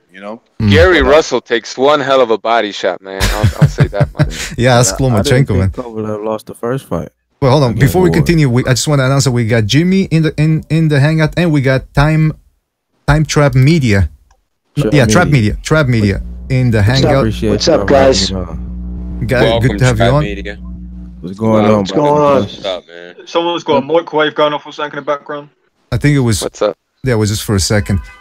All right, let's start with Jimmy. What did you think of the Stevenson-Jack fight, and what do you think about a potential Stevenson-Kovalev fight, if it ever happened down the line? Well, I can't see, after last night, I definitely can't see him touching any of the, the Bivals, the Kovalevs, anybody who's got lightning in a hand. No way. He was getting rocked more than once because he's in terrible condition. Listen, did you see that herky-jerky motion he has in the first few rounds? I mean, he's just in that weird, when he's like, it's 3 or 4 feet away from his opponents. Like, why are you wasting all that body movement when you're that big? Like, you got to control. You stay small. You look through the top of your eyes. You get maybe your hands moving a little. He's got his whole body and he's awkward, jerky. And I'm like, I tweeted out in the second round, I'm like, he's going to tire quick just from that motion alone. And so when you're sucking air, I can't stress this enough. When you're sucking air, you are so receptive to being KO'd. You are just so receptive. So drunks, you see a guy who's caught, boom, give him a light shot to the chops. He's fucking 9-8. So I'm telling you, he's not, he can't afford, because of his age, his style, he just, you know what I mean? He's not going to put in the fucking road work to take on those big punches. Badou Jack is not a fucking heavy puncher. I was disappointed with him crowding his own offense all night. And at the end of the fight, when he was just barreling his head into his chest, like, you're doing your best fucking damage at range, dude. What are you doing? You got this guy who's barely standing up, so you're giving him a play, something to hold on to? Fuck's wrong with you, dude? Step back and let your hands go. It was insane. What's that, brother? I was just going to say, Stevenson is like, you're spot on. Stevenson's it's a style thing with him, and his style is built on youth and athleticism, a bit like David Hay. And when your legs go, you finish, bro. And I think Stevenson, his legs have gone. So Stevenson's a fucking Stevenson to me is a one-trick pony. He's got that left hand. You know what I mean? I just didn't see anything last night what would make Bivol, Kovalev nervous. Especially Kovalev does damage at distance. He did last night. He did well with covering the shots. He did what we expected. Put his hands up, take him off the arm, get the guy moving around. And once you survive, you get past the 5th and 6th. You can. But he didn't do enough in the beginning. And at the end, seriously, Stevenson was holding on for dear life. You were giving him an opportunity to hold on to you instead of stepping back at range and just lighting that fucking fool up. It would have been over. You know what I mean? Well, let's get. What's that? Yeah. Sorry, just go ahead. No, you fire away. No, you go ahead. I'm done, brother. All right. Well, thank you for your input. Very interesting to get. Well, I want to keep talking about that, but first I want to ask Trap, who just came in as well. Trap, what do you think? Stevenson versus Kovalev, if it took place right now, who would you pick on that one? I got Kovalev whooping him easy. That's an easy fight. Stevenson looked done to me. I don't want to see him fight no more. I was very disappointed in how he finished the fight, just grabbing the whole fight. I don't want to see a rematch in that. I think Kovalev is a lot more underrated than people. They don't give him enough credit, because I felt that first fight he whooped Ward, and the second fight he was whooping Ward until the body started getting to him, and I felt that fight would stop early. Now I think Bivol is the best in the division, but if Kovalev fights Stevenson, that's an easy win for Kovalev, because he's just gonna box him, make him punch himself out early in the fight, and later in the fight Kovalev is gonna finish him, because he don't have that timid Badou Jack mentality. If Kovalev sees you're in trouble, he's gonna jump on you. Can he take the body shots though? That's true. That is true. I'd love to hear Trap and Lopez go at it, man. That would be hilarious. So people are saying they sound the same, but no, they're not the same. I don't think they're the same. But they think completely differently. I like Kovalev. You guys don't like Kovalev? That's like picking between two girlfriends, isn't it? You've seen two And girlfriends. Which one's your Kovalev's excellent at blocking punches to the body. All right. I don't know about that, man. I could see him knocking Stevenson out in the late rounds. I'm telling y'all. I just took a cruise around Twitter, to catch up on shit before I got on, and I see that Low Place tweeted out that he has Stevenson, and Badou Jack #1 and 2 fighters on the planet. End of story. What the like how does he? He's entitled to his opinion. He's entitled. I know, man, but I totally disagree, but he's entitled. But when you tweet something out, when you make a statement, like you want to be taken, obviously, I don't care what he says. Everybody wants to have a little bit of credibility. But when you state something that you can't find 3 motherfuckers on the planet to agree with you, you know what I'm saying? A young Stevenson. Hey, let's be real. Let's be real. Well, hold on. Trap wanted to say something, He man. can't find 2 people on the. He's on delay. Never mind 3. Badou Jack and Stevenson. And Jack think they're the best, right? He also said that the low blows that Stevenson received would have stopped Kovalev. Well, we saw that against Ward. Agree. Yes. Yeah, we saw that against Ward. But Trap was Tony gonna. Weeks would have stopped Kovalev. Come on. Yeah. Tony, they would have stopped the fight right there. Y'all hate Kovalev, huh? Nah, we don't hate that guy. No. I like his style. I don't think he's unbeatable, but I like him. I like the guy. I stopped watching boxing when Andre Ward did that to Kovalev. I was that disgraced by it. Who else do you think beat Kovalev though in the division? Who you think the best in the division? I'm not saying Kovalev could be the best in the division. I'm just saying I'm seeing a decline in this guy, and I think mentally he's not right at the moment. He might. Kovalev deserves the credit, but I think Bivol might take him at this point. But I wouldn't bet my life on it. But I think Kovalev deserves the credit. He's the man in the division, no doubt about that. Man, I wish Better BF was fucking active, man, because he's just a forgotten champion in this whole situation. That might be the best fighter right there, but we don't know. We just don't know. Sorry, Free Piss. I want to say he's just finished his 3-day legal. He's trying to get out of his promotional contract with Yvonne Michelle. That 3-day court trial just ended, so just waiting a decision on that.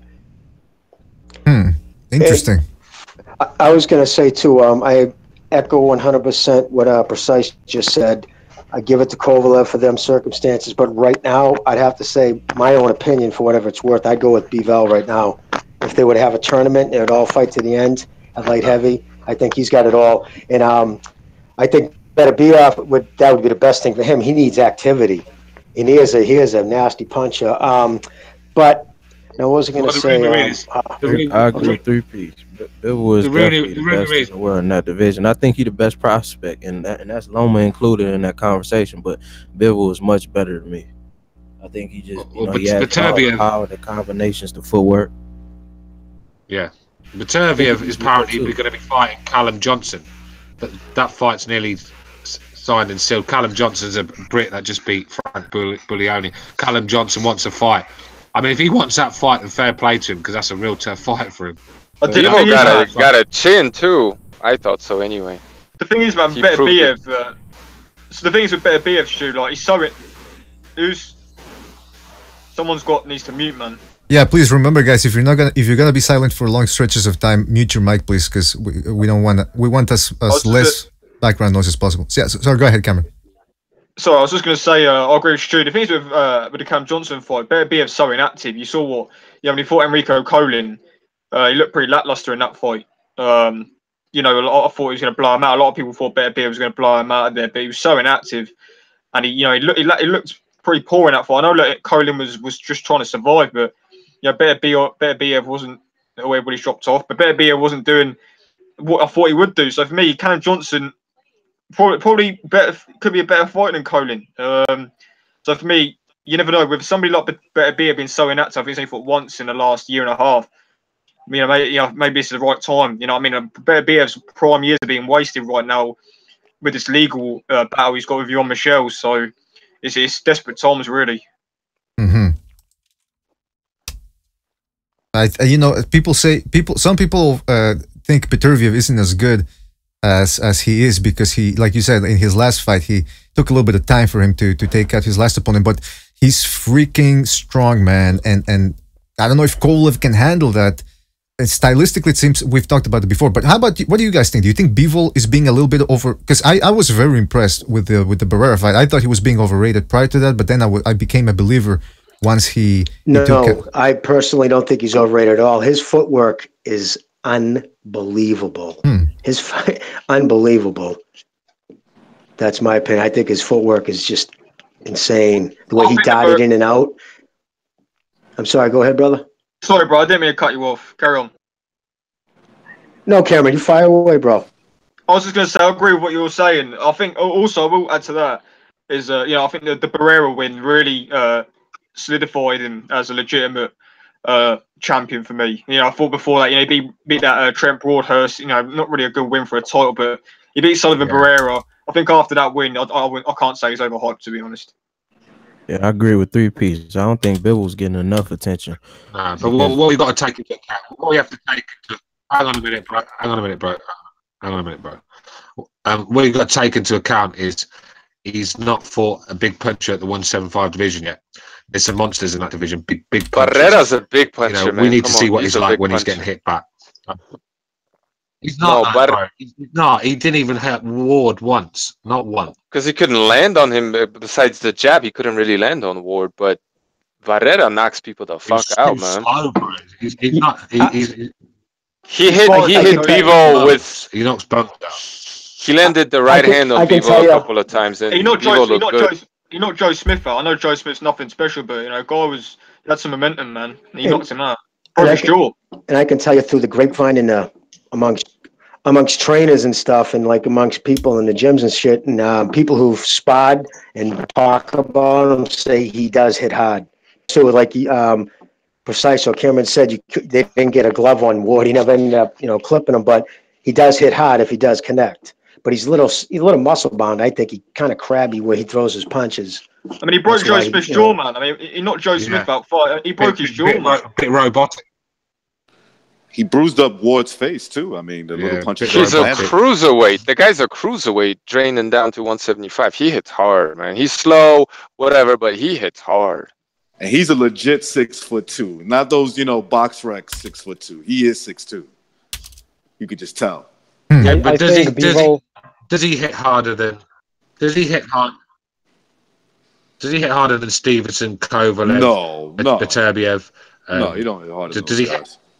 Does Barrera hit harder than? No, this is my point. I think Bivol's he looks the best guy in the division at the moment. But like I said, we need to see him fight one of the top guys, and we can take it from there. He looks like he got the best skills. I don't know if he's the best light heavyweight. I would say this: he looks like he's the best skilled fighter at light heavyweight. Let me ask you guys this, right? I mean, according to most writers, they got Ward going into the Hall of Fame. Excuse me. Who beat Barrera more soundly? Who? I thought Bivol. Well, I don't know if I'm butchering that kid's name. Yeah, I think Bivol. I think he actually was schooled Barrera compared to Ward. You know what I mean? They both fought the same guy. So exactly. Exactly. I think he made a lot worse than Ward did. So just keep that in mind. That's why when Ward saw that, Ward was like, yeah, I'm going to retire until I come back and fight Bellew. I don't think that's why Ward retired, but I'm not into the Ward hype. I don't really see what people see when they say, oh, he's pound for pound the best and all that. I don't see that. I think Kovalev beat him the first fight. I thought the second fight, Kovalev was whooping him even more. Ward just came on and showed the heart of a champion with the body shots in that last round. But I felt that fight was stopped too early, too. I think they need to run it back before we can even say that, Ward is truly the best, or Ward was the best in the division and the pound for pound king. I think a lot of that's overhyped. Y'all hating, man. All you guys are hating, man. I can't have that. Nah. Ward, son of God, that's the best fighter ever. I respect him. Nobody Come on. Nobody can punch to the nuts the way he can. Nobody can elbow you. Nobody can headbutt you the way my man does it. If you take away the elbow and the second headbutt, if he's Well, hold on. Stu. Boxing Junkie was saying something, but boxing, we can't hear you properly, man. It sounds like you're far away from the mic or something. Is this better? A little bit, yeah. Yeah, I can't hear him. Yeah, I'm so good to hear him. Okay, I'm having technical difficulties, people. I can hear you alright. I mean, I've got a headset and I can hear you alright, man. Yeah, but I don't know if people in the who are listening, maybe they have to fucking max it out, you know, the volume. I hear him good. I hear him pretty good. All right. Yeah, so do I. All right, so I hope people are in the chat then, or people who are listening then, the audience. I hope they can, because somebody complained as well that they couldn't hear him on the YouTube stream. But anyway, go ahead, Boxing Junkie. If anyone can answer on the screen right now, if you can hear me, it'd help me out. The thing is, man, like you're quieter than everybody else, but we can still hear you. Yeah, I can hear you. I talk low, but all right, fucking Ward, if you take away the elbow. Oh no, everybody's dropped off again. Really? I still see them I still see everybody. No, people dropped off. Oh yeah. How come you see them? So me and Stu always never get kicked out. It's a bit weird. I reckon I'm in a different. I don't understand. I reckon I'm in a different frequency to you guys because I always seem to be ahead of you in life. It's American. I'm seeing these people fucking go bias. out the chat before BDA does, and this is hangout. What's going on? So same here, bro. The funny thing is, me and you have never been kicked out ever. I mean, yeah. Let's be real. I mean, let's be real. Yeah, let's be real, right? If Andre Ward's a son of God, then no wonder so many people are turning to atheism. Do you know what I mean? That's a good one. That's no. I think Ward carries himself the right way. I like how he carries himself. I just don't see in the ring that he's as good as people say. I haven't seen that fight that made me say, wow, with him, with Lomachenko or Crawford. I think all three of them are overrated. I used to have a respect for Wood until what he pulled with Goosen. You know what I mean? I don't like guys who renege on contracts. I mean, he went to court 3 times and to prove 3 times that he was in the wrong. And then on top of that, to get his fucking name some ink. I mean, he's out of the ring for 2 years because he's fighting with Joe Goosen, self-imposed hiatus from boxing, and he sees this fucking kid from Kazakhstan, big drama show, can barely speak a lick of English, seeing him get all the ink, seeing Americans falling for him. So what does he do? He started with that little G shit. That started it all. That was the floodgates were open. And he fought on the same, you should have showed some love. It's like, he's an HBO fighter, dude. Called him Little G. Triple G. You know, he called him Little G just to be a fucking... Yeah. He seems to be very passive-aggressive. Ward's demeanor for me. Did somebody say Triple G ducked Ward? Yeah, Triple G ducked Ward. He ain't want no smoke with Ward. We all know that. That's not even go there. All right, now let me ask you. You're joking, right? You joking, right? Because I want to ask. You all right, no. You can't duck somebody that's 2 divisions above you. That's my point. Listen, how did Floyd do it? How did Floyd do what? All right. Can I? Floyd called him out. He said he would school him. He said he's nothing special. He said I beat his ass. How did Floyd go for 130 all the way up to the 50s? If you can't fight somebody bigger than you, I'm not. Listen. Floyd never fought anybody bigger than him. Floyd fought Canelo, Hoya. 3 people. 3 people were bigger than Floyd. 3 people were bigger than Floyd. Canelo wasn't bigger than Floyd. No, he was drained. He was drained. Floyd grew into it. Hey, you need some glasses, bro. Glasses? Well, I mean, he rehydrated. Look. Canelo, hold on. Canelo rehydrated bigger than Floyd, but he drained him at the weight. And they the same height, and Floyd had reach advantage on him. So was he a little bit heavier? Yeah, it showed in the fight, man. He couldn't catch up to him. All right, guys, can I just say something now? I just want to finish my thought I started. Then I gotta get going anyway. So. Jesus fucking Christ. Let Jimmy talk. Let Jimmy talk, because he's going to leave soon, he said. Yeah, he's dropped off, man. Oh, well. So anyways, go on. I was just going to say, man, come on, man. Look, Floyd Mayweather never really fought guys much bigger than him, you know? No, that never happened, man. And even if he did, Canelo he ain't do no bigger. damage. He ain't do no damage.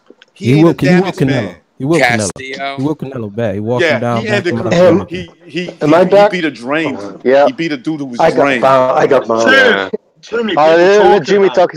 Let's let Jimmy talk a bit because he's gonna leave apparently, so he's not rushed. No. I got to get going, and that just got dropped out again. So I figure I'm gonna keep getting dropped. So, but no, what I was gonna say. We're all dropping.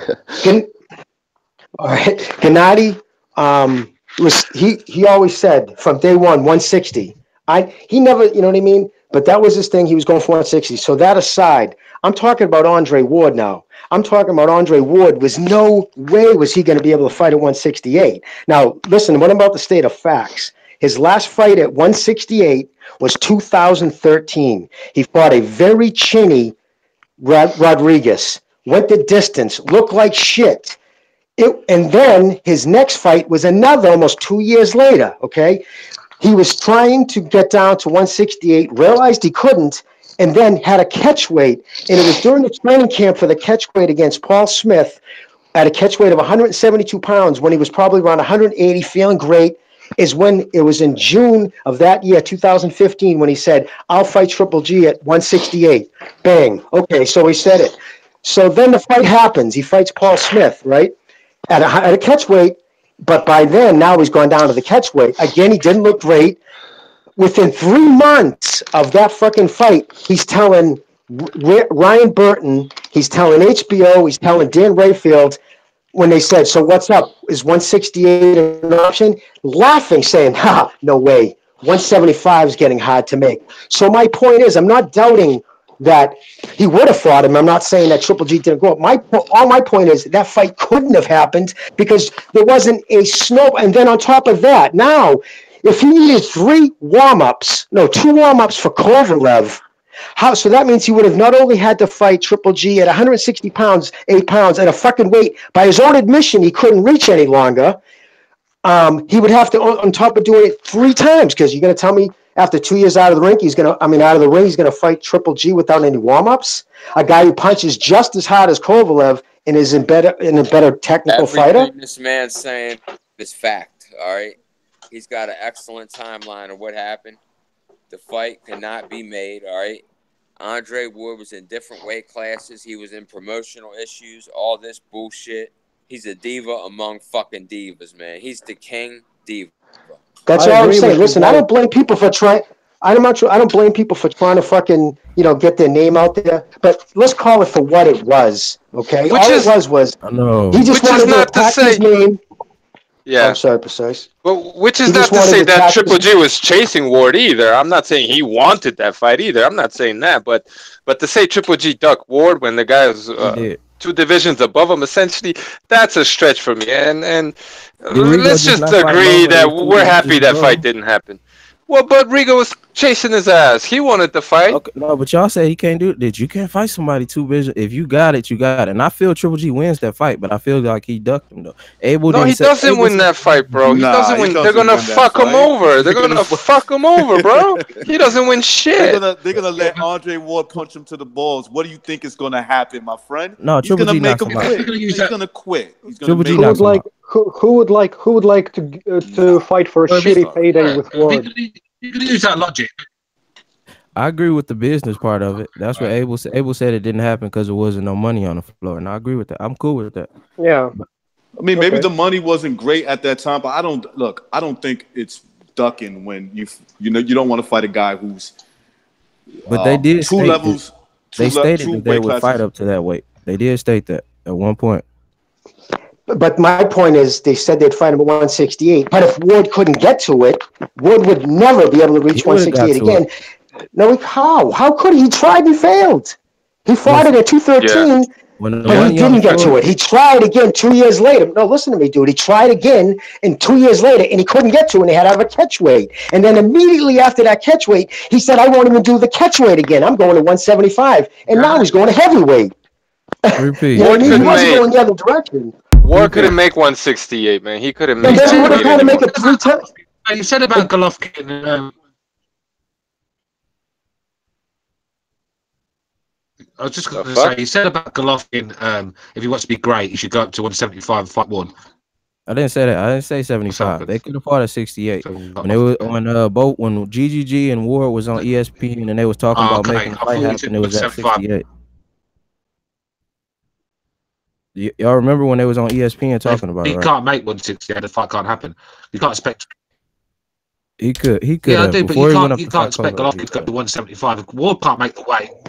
But Ward would have had to make it for 3 times. Well, bro. Floyd could have gone out and fought Golovkin then, but it didn't.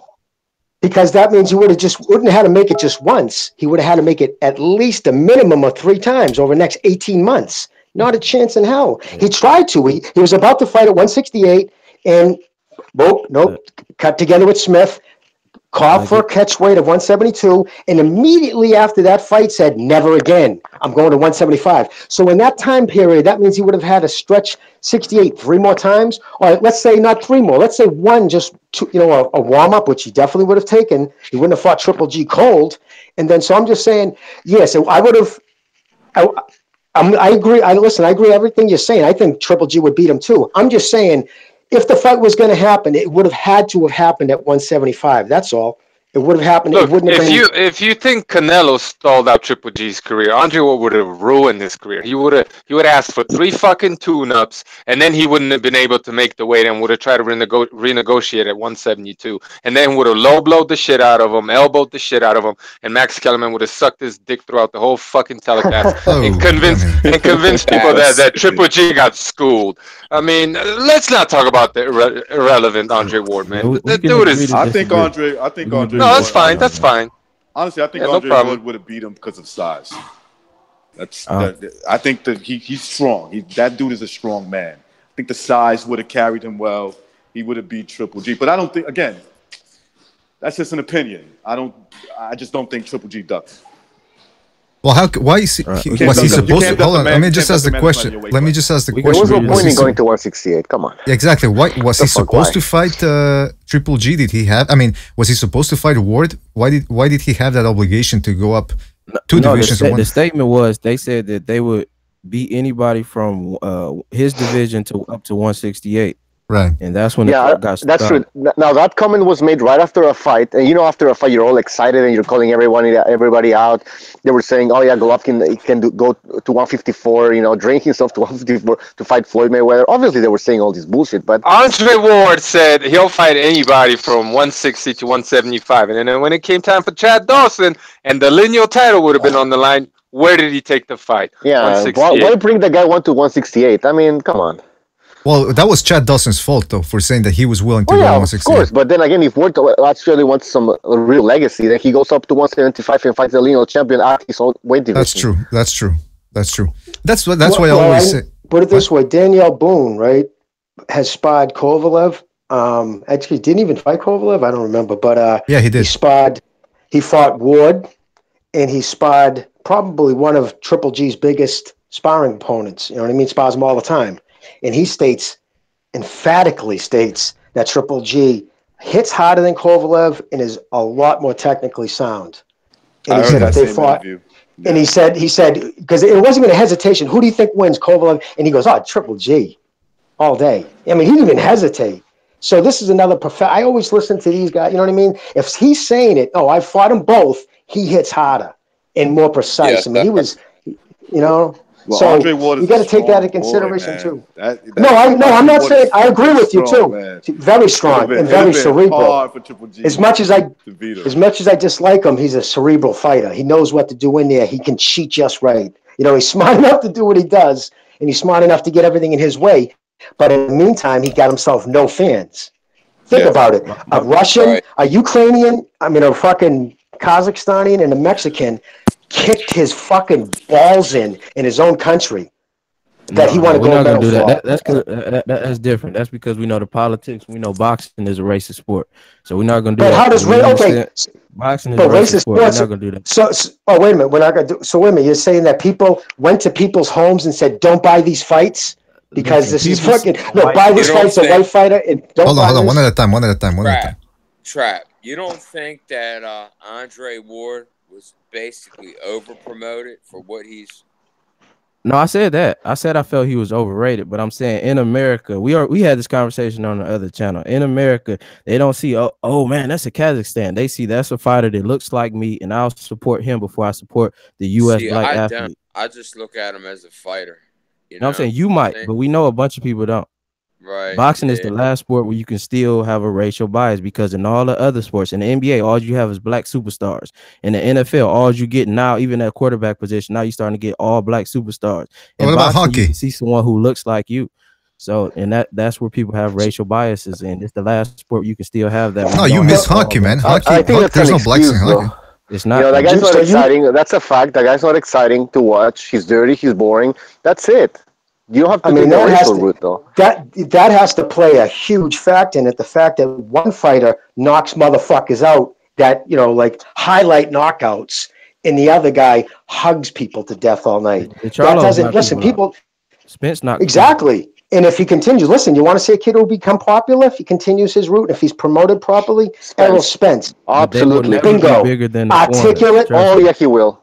Look at Mayweather. Okay. What about Mayweather? What was he popular?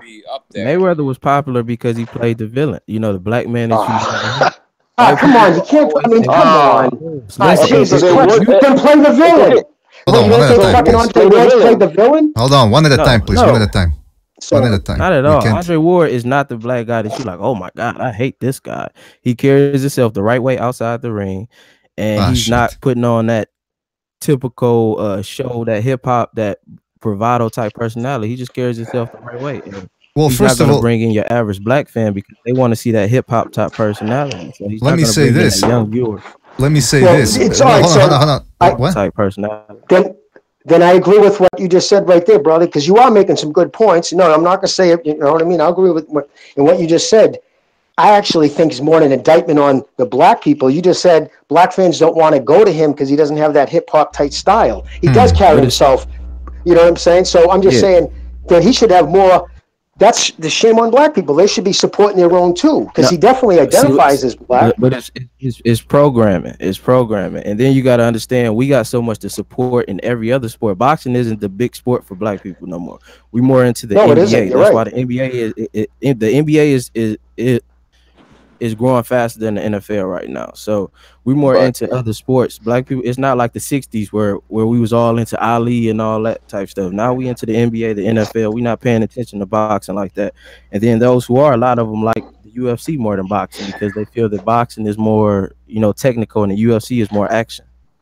Well, I can tell you from my personal experience and anybody I know and everybody I hang around with, I wouldn't give a fuck if Gennady Golovkin was pink with yellow polka dots. I'm going to watch that kid fight. And if he was black, I'd just like Spence. Marvin Hagler, to me, like I said, is, you know what I mean? I never looked at him. When I'd sit there in the gym and watch him train like a fanboy, I'd just sit there with my jaw open.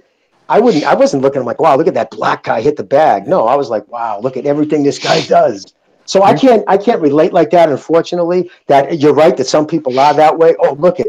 But I know when I see Lomachenko and I see Triple G in street clothes, I say, fuck, I got nothing in common with them dudes. Look at them shoes. But you know what I mean? That's good. But we know a lot of people, especially in this country, race sales. You know, that's just a big it's a hot topic subject. But I disagree with the fact that a lot of, like you said, like African Americans, they like NBA, so they don't watch boxing. I think you can do both, man. I mean, it's not like boxing is on every, like as shown as much as in the NBA. I mean, I think you can make some room to watch a boxing fight and watch a fighter that you support. Like Andre Ward, nobody shows up to his fights. Like, come on, man. No, but what I'm saying is the NBA is more a part of the culture. When you look, the kids is programmed by the music. Right, they spend money on NBA merchandise, shit like that. Yeah. They don't spend it on boxing merchandise and go to the fights. No, he's 100% right. They're geared toward. You're right. They're gearing it towards their targeted audience. And look at Davis. He's always with the rappers, so he has a bigger profile and bigger following online because he's always with the Drakes. He's always, you know, every time you see him, he's with a different rapper, and the rappers run the culture on what's popular. Anytime, even in elections, you see him trying to put the rappers behind these different politicians because the rap music is running the culture. That is popular culture around the world. They can push anything and make it sell. And boxing, it's coming back now, slowly but surely. But I'm saying for years and years, and what has the most momentum is the NBA right now. And it's not a part of boxing. It isn't as big in the culture as it was back in the day when you had all of the elite athletes going to boxing. But now that all the elite athletes, I don't have to get beat up and I can go get a bigger payday. There's guaranteed money all the time. Come on, you going to the NBA. Right, so that's not racism. That's basically choice. That's but it's racism in boxing. It's racism in boxing. We're not gonna do that. Yeah, I would say it's on all. Maybe on if it is, it's got to be on all sides then.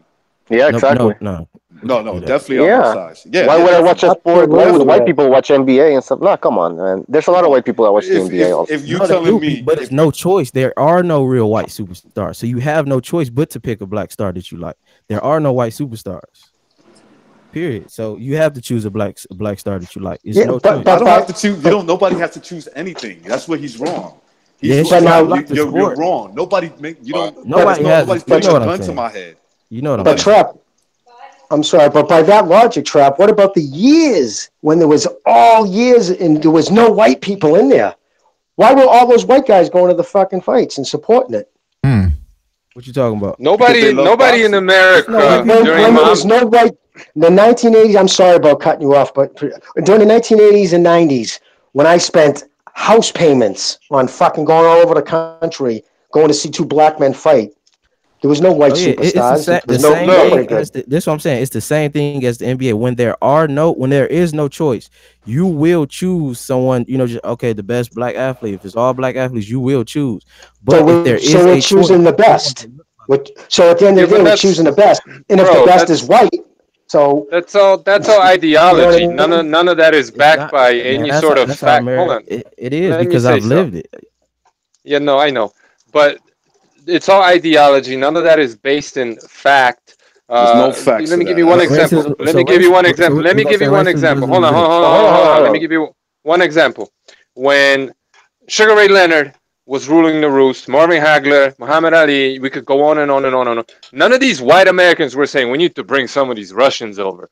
We need to bring some of these Olympic gold medalists that are whooping our boys in the Olympics because we need someone that looks like us to rule the roost. Nobody said that about the NBA right now, bro. What are you talking about? That's no, but we're talking boxing. I'm talking about boxing, bro. I don't know anything about basketball. I'm talking about boxing. You don't have to know anything about it, but it's the same point. There are only black superstars right now. They're not saying, "Oh my God, man, we got to go get some more." Because the sport was designed for black people. I mean, come on, man. It was made by white people. What about you can't say that? You can't say that.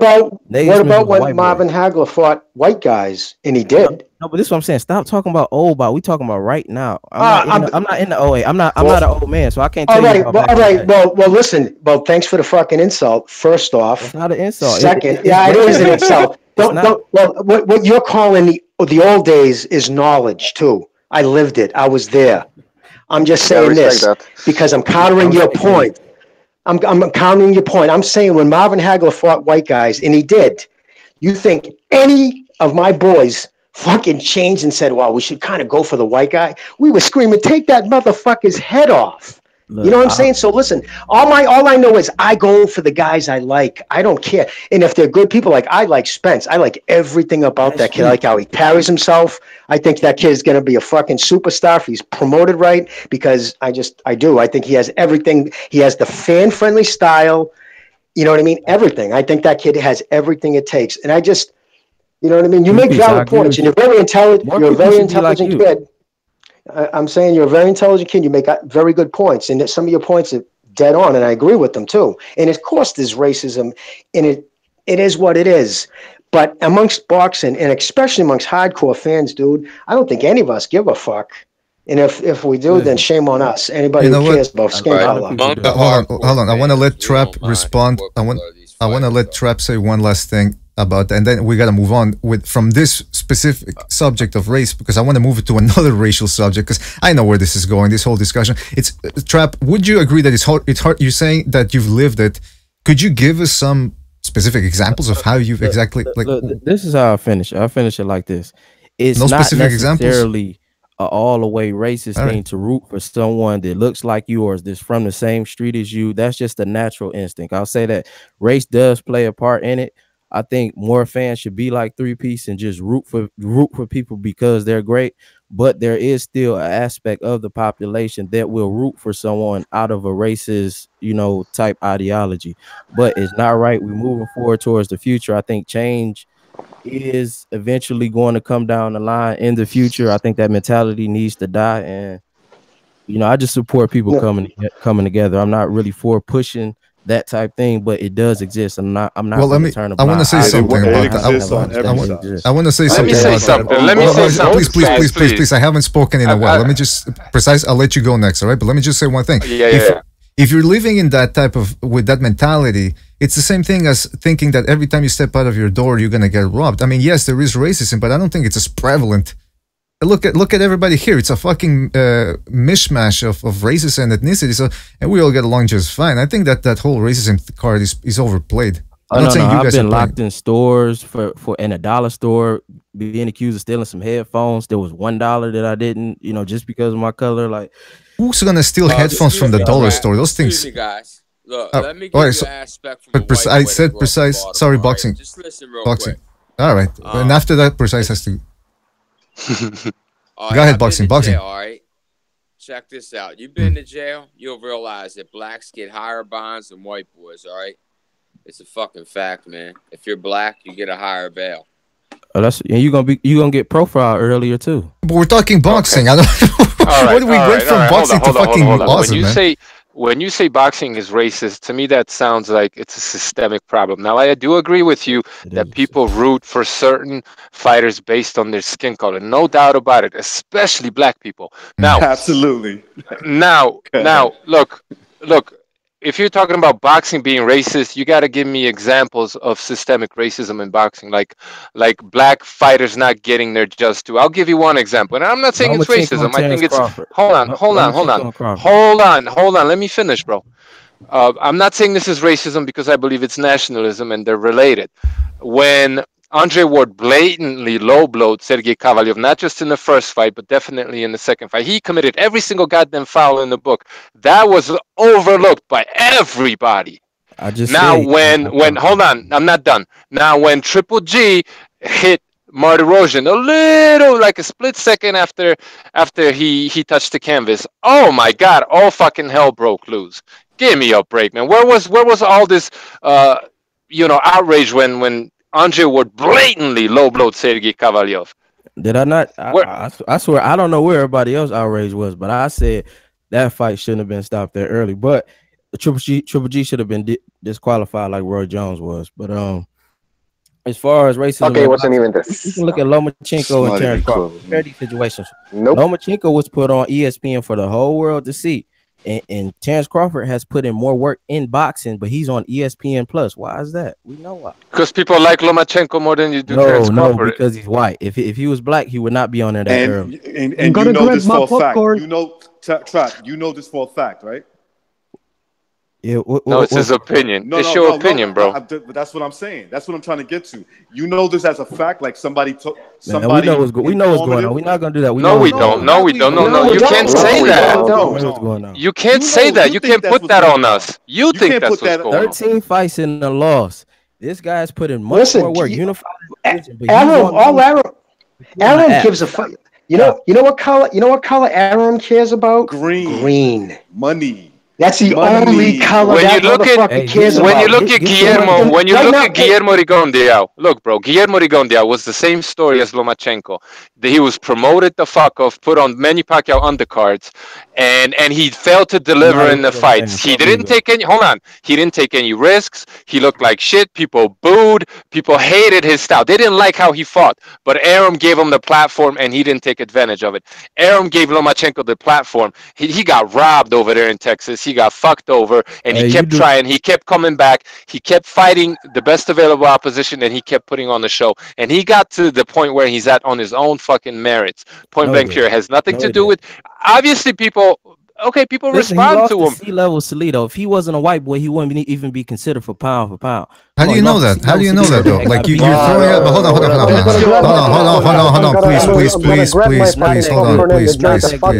Hold on. Listen. This Hulking Fall discussion.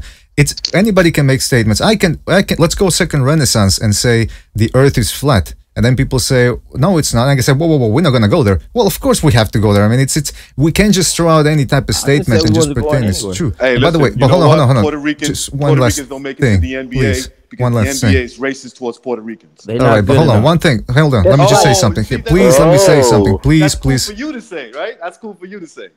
Shit. Right? What about black fighters are boring? Wait, hold on. What about those African Americans are boring as fuck? And they're boring and they don't attract any fans. They're boring. That's racism. They're fucking boring. Spence is gonna make it. Spence can make it. Spence because he's exciting to watch. Spence has a lot of skill. He's not well. Yeah, Wilder. Absolutely. Tank What ain't he's not. born. Who's promoting this fucker? Tank Who's ain't promoting born. him? You know, who's promoting him? This guy who's not even interested in boxing, man. That's why he's not a superstar, because he's not promoted like Anthony Joshua is. Look at Anthony Joshua, how big of a star he is. Oh, now you're gonna say it's because it's the UK. There we go. No. They support No. It's promotion. It's promotion. He's being promoted by fucking Al Haymon and Ludi Bell. All they fighters. No. They're not well promoted. Al Haymon is a fucking Ponzi scheme. It's a piece of shit. They haven't created any fucking superstars because they're not into the boxing business, man. They're into something else. They're into some shitty fucking stuff, man. Stop bringing the racial shit here. That's not the problem. Haymon cares. Promotional. Haymon cares nothing about We boxing. agree to disagree. We see that. Please let me finish, because I've sat here silent. I've listened to you and I've not had a word in. Please let me finish. Haymon spent $500 million on garbage. The guy never cared for boxing, never wanted it to do well, just wanted to take what money he could out of this deal and run off into the sunset. So let's not pretend here that Haymon's all about boxing, because he's not. These fighters, Tank Davis is a special talent. If he got with Eddie Hearn, watch that guy become a superstar. These young American fighters have got trash promoters, and anyone that can't see that is clueless. All right, I mean, Rock Nation. All right, Bucho brought up. Be the biggest in the world. But Al Haymon, a great promoter. Tank, excited. No, he's not. Wait. He's a great promoter. How is he a great promoter? Charlo's exciting fighter. Legally, how is he a great promoter? Hold on. Promoter. Please. He's not even a promoter. Let's be honest. We can't just. Everybody's talking over each other, guys. This fucking subject. Busho's 100% right. Let's talk. Let's fuck our opinions. Let's state facts. Al Haymon's been in the business 20 years. Other than being Floyd's attorney after Arum got him to pay-per-view, what has he done? He's handled over 200 fucking fighters. He had $1 billion. He had all the air slots. He had everything. And he failed miserably because he fucking took fighters and put them in the wrong geographical locations. He doesn't have a feel for the sport. And I'll shut up after this, name the one fighter he's taken in the 20 years that he's had everything, 20 years been in the game, that he's taken from prospect to pay-per-view status. Where is it? 0. Hold on. Let Trap respond. Trap? Listen, I already told you, on these subjects, we're going to agree to this. Okay, well, come on now. Hold on. We got to see. We can't give me an answer. How many fighters has he taken from prospect in the 20 years, in the $1 billion, in the 267 fighters? How many fighters has he taken from paper? He hasn't. You got it. Every other fucking promoter in the business has. But there you go. Now you shut me down. You got it. There you go. Good comeback. How many? We can agree to disagree on Haymon. But you're not giving me an agree. You're not giving an opinion. You're going, you're shining me off like what you have to say, which I is actually this a long time ago. I was trying to move on to a different. But hold on, Trap. How many? Look, Jimmy, calm down, bro. Yeah. How many potentially great American fighters did Al Haymon ruin? How many? Listen, y'all got it on. We'll leave this alone. I'm not about to keep going in circles. Okay, but hold on. I want to hold on. Please, let me fucking get in. Hey, motherfuckers, I want to get in. Please, let me get a word here. Please, let me get a word in here, please. You can make a case for Gary Russell Jr. Please, there was this another guy. They were all put in too early. They weren't prepared properly. They were put in too early, way in over their head. All right, I get it. We get it. Listen. Got their careers ruined. Hold on, precise. Sucks, man. Come on, bro. Sorry to do this. Hold on, please. How is he great? Motherfuckers, can anybody hear me? Can anybody hear me? Can anybody hear me? Can anybody hear me? Can anybody hear me? Can anybody hear me? What the fuck did you motherfuckers talk? Hey, everybody's getting out of hand here. What the fuck's going on? Please. 14 times in HBO for you gotta let me talk here. Ever met him. You gotta let me talk. You gotta let me talk. No, you can't give him Mayweather. You gotta let me talk. I don't know what Haymon got. Okay, Jesus. You know how many other lawyers? You know how many other lawyers got a check for it too? You know, listen, guys. Everybody, please. Can anybody hear me, or is it just? Hold on. What the fuck's going on here? Wants to say something. Yeah, you motherfuckers are getting out of hand. You motherfuckers, fucking pieces of shit. You're getting out of hand. Please, this fucking subject. I swear to God, I don't even know why we got into this. Trap. You can't just BDA, throw. Can I say something? BDA. What? BDA. Yeah. Can Trap just answer these questions though? He doesn't want to because he can't. That's what the feeling I'm getting here. We're gonna agree to disagree. Let's move on. Like, come on. We were talking about this subject for like 30 or maybe even an Go hour. in a circle. It's no point. Let's just move No, on. just I want you to defend just defend Al Haymon, man. Just tell us, besides Floyd Mayweather, who, you know, we kind of disagree that Al Haymon was behind the whole thing. You can't say but besides is there Floyd anybody? Mayweather, He that's has the highest grossing ever in boxing. We're not gonna do that. He has like around 200 fighters in his stable, if I'm not mistaken, or a lot of fighters. So is there one of those fighters out of those 200 that he actually turned into a superstar? Please answer this question. Listen, Spence will be. Spence will be. He's on the way. All right, sorry about that. Sorry, hold on. Somebody just, Kyle just... Yes, after he leaves Aaron. I mean, after he leaves Haymon and signs with somebody else. Kyle, just... Please let me fucking talk. Please let me fucking talk. Please let me fucking talk. Please let me fucking talk. Please let me fucking... Jimmy, please, I gotta say something here. I gotta establish some order. Can anybody hear me, by the way? What the fuck is going on? Hey, motherfuckers, can you hear me? Can you hear me, motherfuckers? I'm gonna fucking shut this shit down. How do I shut this shit down? Can anybody hear me, please? We need some fucking order.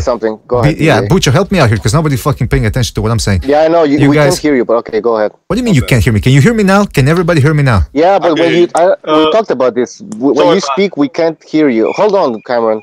Okay, yeah. BDA. So when you talk, we can't hear you properly. I don't know why. So that's why I have to step in and on your behalf. Do it for me, please. If nobody can hear me, then you got to step in, man. You can't just be muting all the time. All right? Now that's number one. Number two. No, it's okay. No, I'm not. I'm getting a little worked up because everybody's talking over each other. This whole thing. Bucho asked a great question. Now, Trap, if you don't want to answer it, that's fine. You're pleading the fifth, but what does the fifth mean? It means you don't have an answer because they just got you with a good question. Now, I do agree that this subject is getting stale, all right? It's getting stale. But this whole thing, I'll just say this, and I've said it before, boxing is a business, all right? It's a business. It's about who makes the most money. Is it fair that a guy like Rigondeaux, for example, couldn't get on TV anywhere? I guess it's unfair because he was a skilled guy. On the other hand, he said it himself. He doesn't want to fight in a more entertaining fashion because he could get hurt and then who's going to take care of him? Fine. But you got to show people a little something. Life's not fair? Fine. Is it unfair? But it's a business, all right? Terence Crawford, he's fought a bunch of times. Then he got, a little bit of a layoff.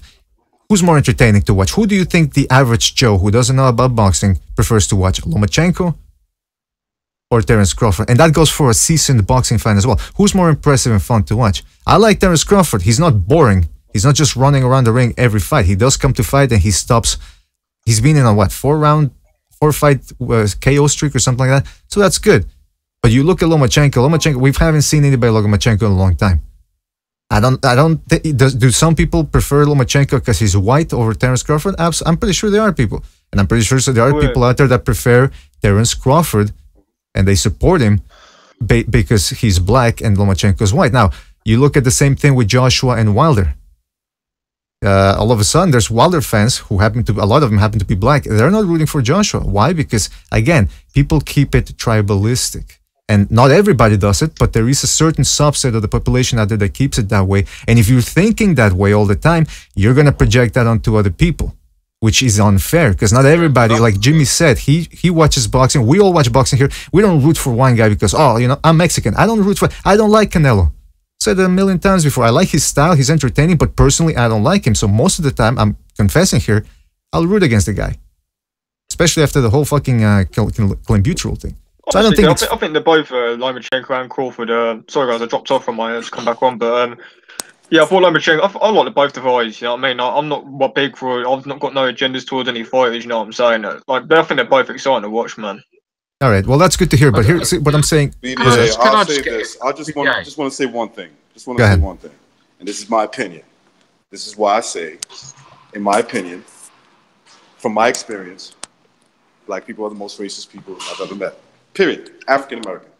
All right. Well, Me too. again. Me too. Just my experience. Yeah. Me three. All right. So, but again, why do we have to get? First of all, let's say in theory, which is not, by the way, but let's say in theory, everybody's racist, right? Let's say everybody's racist. All right. So, can we? Is that affecting the show? Is that affecting fights getting made in a huge way? No. So why don't we just enjoy boxing and watch it? And again, it's not happening. There is no. You can maybe. Hey, listen. I feel sorry for Trap. This is the fairest. This is the. Sorry, BDA. I was just going to say this is the fairest hangout on YouTube. We don't pick fighters because of the color of their skin. We say it straight down the middle, and you won't get a fairer hangout than the BDA. Most of us picked Jesse Vargas, but we thought Bronner whooped his ass. Exactly. Yeah. And people were giving me shit for that in the chat room. Some people, not everybody, but you know. And again, we call it the way we see it. I mean, and again, I'm sorry, Trap, if that's ever happened to you, that people trap you. First of all, what the fuck? Who's gonna steal earphones from a dollar store? Those things break down after a week. That was my point, bro. They locked me in the store. Hold on, Cameron. Someone's got music on the background, man, like Rooster music going on or something. BDA, yeah, that was my point. They locked me in the store for some dollar headphones. I had to pull out. See what I mean? Who's playing that music, man? Nobody's playing. I don't hear music. No, Anybody it's else hear precise music? because there's roosters there. I don't know what music he's talking about. I don't hear nothing. Rooster's about to go to his Rooster fighting ring, and I didn't know precise that Roosters, man. That's why I was. What the fuck's that noise? All right, so sorry, Trap. So you're saying they trapped you in a dollar store because they thought you stole earphones, right? Trap, are you there? All right, he's probably on his earphones right now. So once he stole from the dollar store. But listen, this whole can I interrupt Can I interrupt? Yeah, you go ahead because you haven't talked in a while. I didn't know that. Look, I've heard certain people in this hangout spoke about the most racist minority was African American, right? And I just didn't know that I sit here with so many racists. I mean, to say that African Americans people are the most racist is a racist statement in itself. So, I mean, I don't know, y'all, how you can say that. I think somebody's being sarcastic here. I don't know. Maybe I'm wrong here. I said it, and what I mean is that's my personal opinion, my personal experience. African Americans are the most racist group. Well, the U.S. is fucked up. Let's be honest. The U.S. I got fucked jumped up, every man. day Sorry. walking home from school in East Baltimore. Why were they doing it? Why were they doing it? Because I was the only motherfucking white boy within a fucking 20-mile radius. That's just my experience.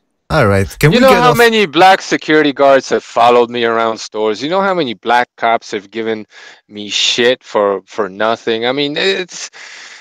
Look, man, it's everywhere. And look, Trap has a point. Like, people rude. We all know this. It's obvious. But I don't think it affects, like BDA was saying, the fights. I don't think it affects how fights are judged or scored. It doesn't really affect who's popular or who isn't. America has shown that they get behind all colors of fighters. It all depends on how fucking entertaining you are. People don't watch boxing because they got some kind of racist agenda. They watch boxing because they want to see good fucking fights. Yeah, there's Lomachenko getting some love from Ukrainians and maybe some white people who haven't seen a good white fighter in a long time. Yeah, but the same shit happens with black people. As long as you're keeping it real and you're being honest and you're not being a dick shit, a piece of shit about it, like, who gives a fuck? You know what I mean? Have some standards, be fair, and then you can root for whoever the fuck you want to root for whatever reason you want, as long as you're not a liar or a piece of shit. Exactly. Yeah, and you enjoy boxing a lot more when it's not about race, because you can just enjoy the fights without thinking, oh, please, white man, win today, please.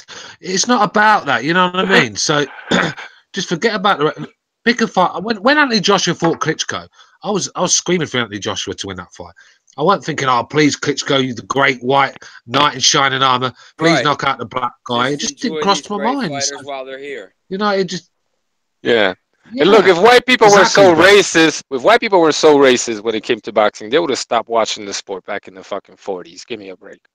That's a good point. Bunch of racists in this hangout. I mean, except recognized because he's black, so he can't be racist. Hey, come on, man! I'm not said anything, man. Hey, by the way, since we're on the subject of racism, who you know, if Trump were to go, where would he experience more racism? China or the United States? I'm just curious. United States. Japan, man. Trap would suffer more danger in the United States any day. He knows it, and he knows what they look like too. Ecuadorians are some of the most racist people I've ever met, man. But their whole football I don't understand, because their whole football team looks like it, you know. But it's not like, it's not malicious. It's not. They're just ignorant, and they're racist, and besides, that's everywhere in Latin America, man. Like they worship you. Like, if the more white you are, the more like, oh, you know, like they respect you more and stuff like that. That's Latin. Can I ask a question? Yeah, I'm not the one who, I didn't say it because I didn't have that many black people where I lived that have, the ability to be racist towards me, I guess. There's a lot more, Irish and Italians and whatnot. Okay. But, so I didn't answer, but, everybody said, because somebody asked, who do they find or whatever? Somebody said the most racist people that I've met. So you can't call somebody, if somebody that's their opinion. They're just stating, listen, this is how I've been treated by different groups of people, and how I've been treated is this. You can't call them a racist for telling you how they feel. You know what I mean? If that's the experience, you can't call them a racist for, no, not you. Somebody else came on and said, for saying that you're a racist. How can you call somebody a racist for telling you their perceptions or how they've been treated? That's all I'm saying. I just found that odd. That was a bit of a joke as well. That's from a modern aspect. I'm not talking about historically who's been the most racist. Listen, at the end of the day, we're all going to merge with machines one day, as we talked about in Second Renaissance. So it's all going to be irrelevant. It's all going to be irrelevant. We will be one race. Exactly. Transhumanism. Yeah. All right, but by the way, hold on. Trap Media is now saying... I've been called racist that many times. Okay, but now Trap Media is saying that we're deflecting from the subject because he never called us... All right, but Trap Media, come on. Are you saying you can't refuse to answer the question and then say that we're the ones deflecting? You're the one that refused to answer the question that Bucho asked you and that Precise asked you about Al Haymon.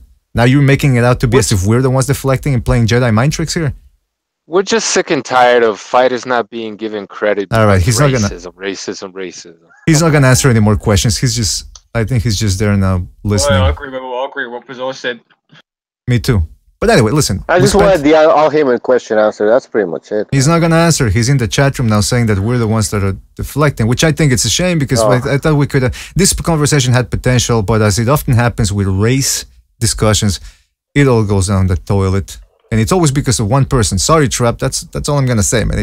You brought up the fucking subject, man. You brought up the fucking subject. Come on, BDA. You know it. We all know it. We're all liars in here. You know what I mean? We all know what the truth is. Right. Come on. Yeah, I know, man. Hey, we tried. I even started.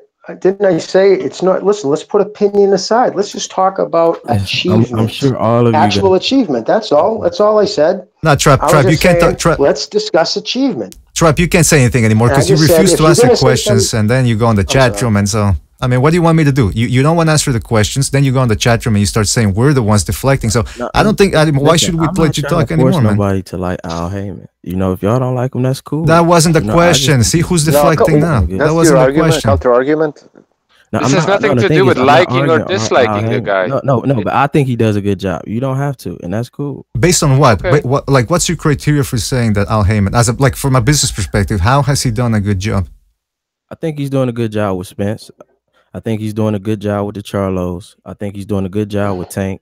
As Tank just shouted him out last night, he loves the job Al Haymon's doing for him. I think he did a great job with Floyd towards the end of his career.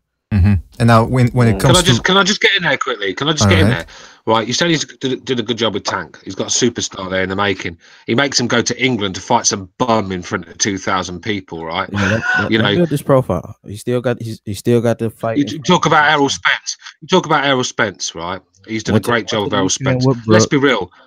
He sent Errol Spence into the lion's den. It's only that Errol Spence is a very good fighter and a warrior, and he's scared of no man. Is why he went there and did the job. But when you're building up a fighter, you don't send him to England to fight a world-class fighter. You just don't do it. You build the fighters up. You build the talent to building the fighter up.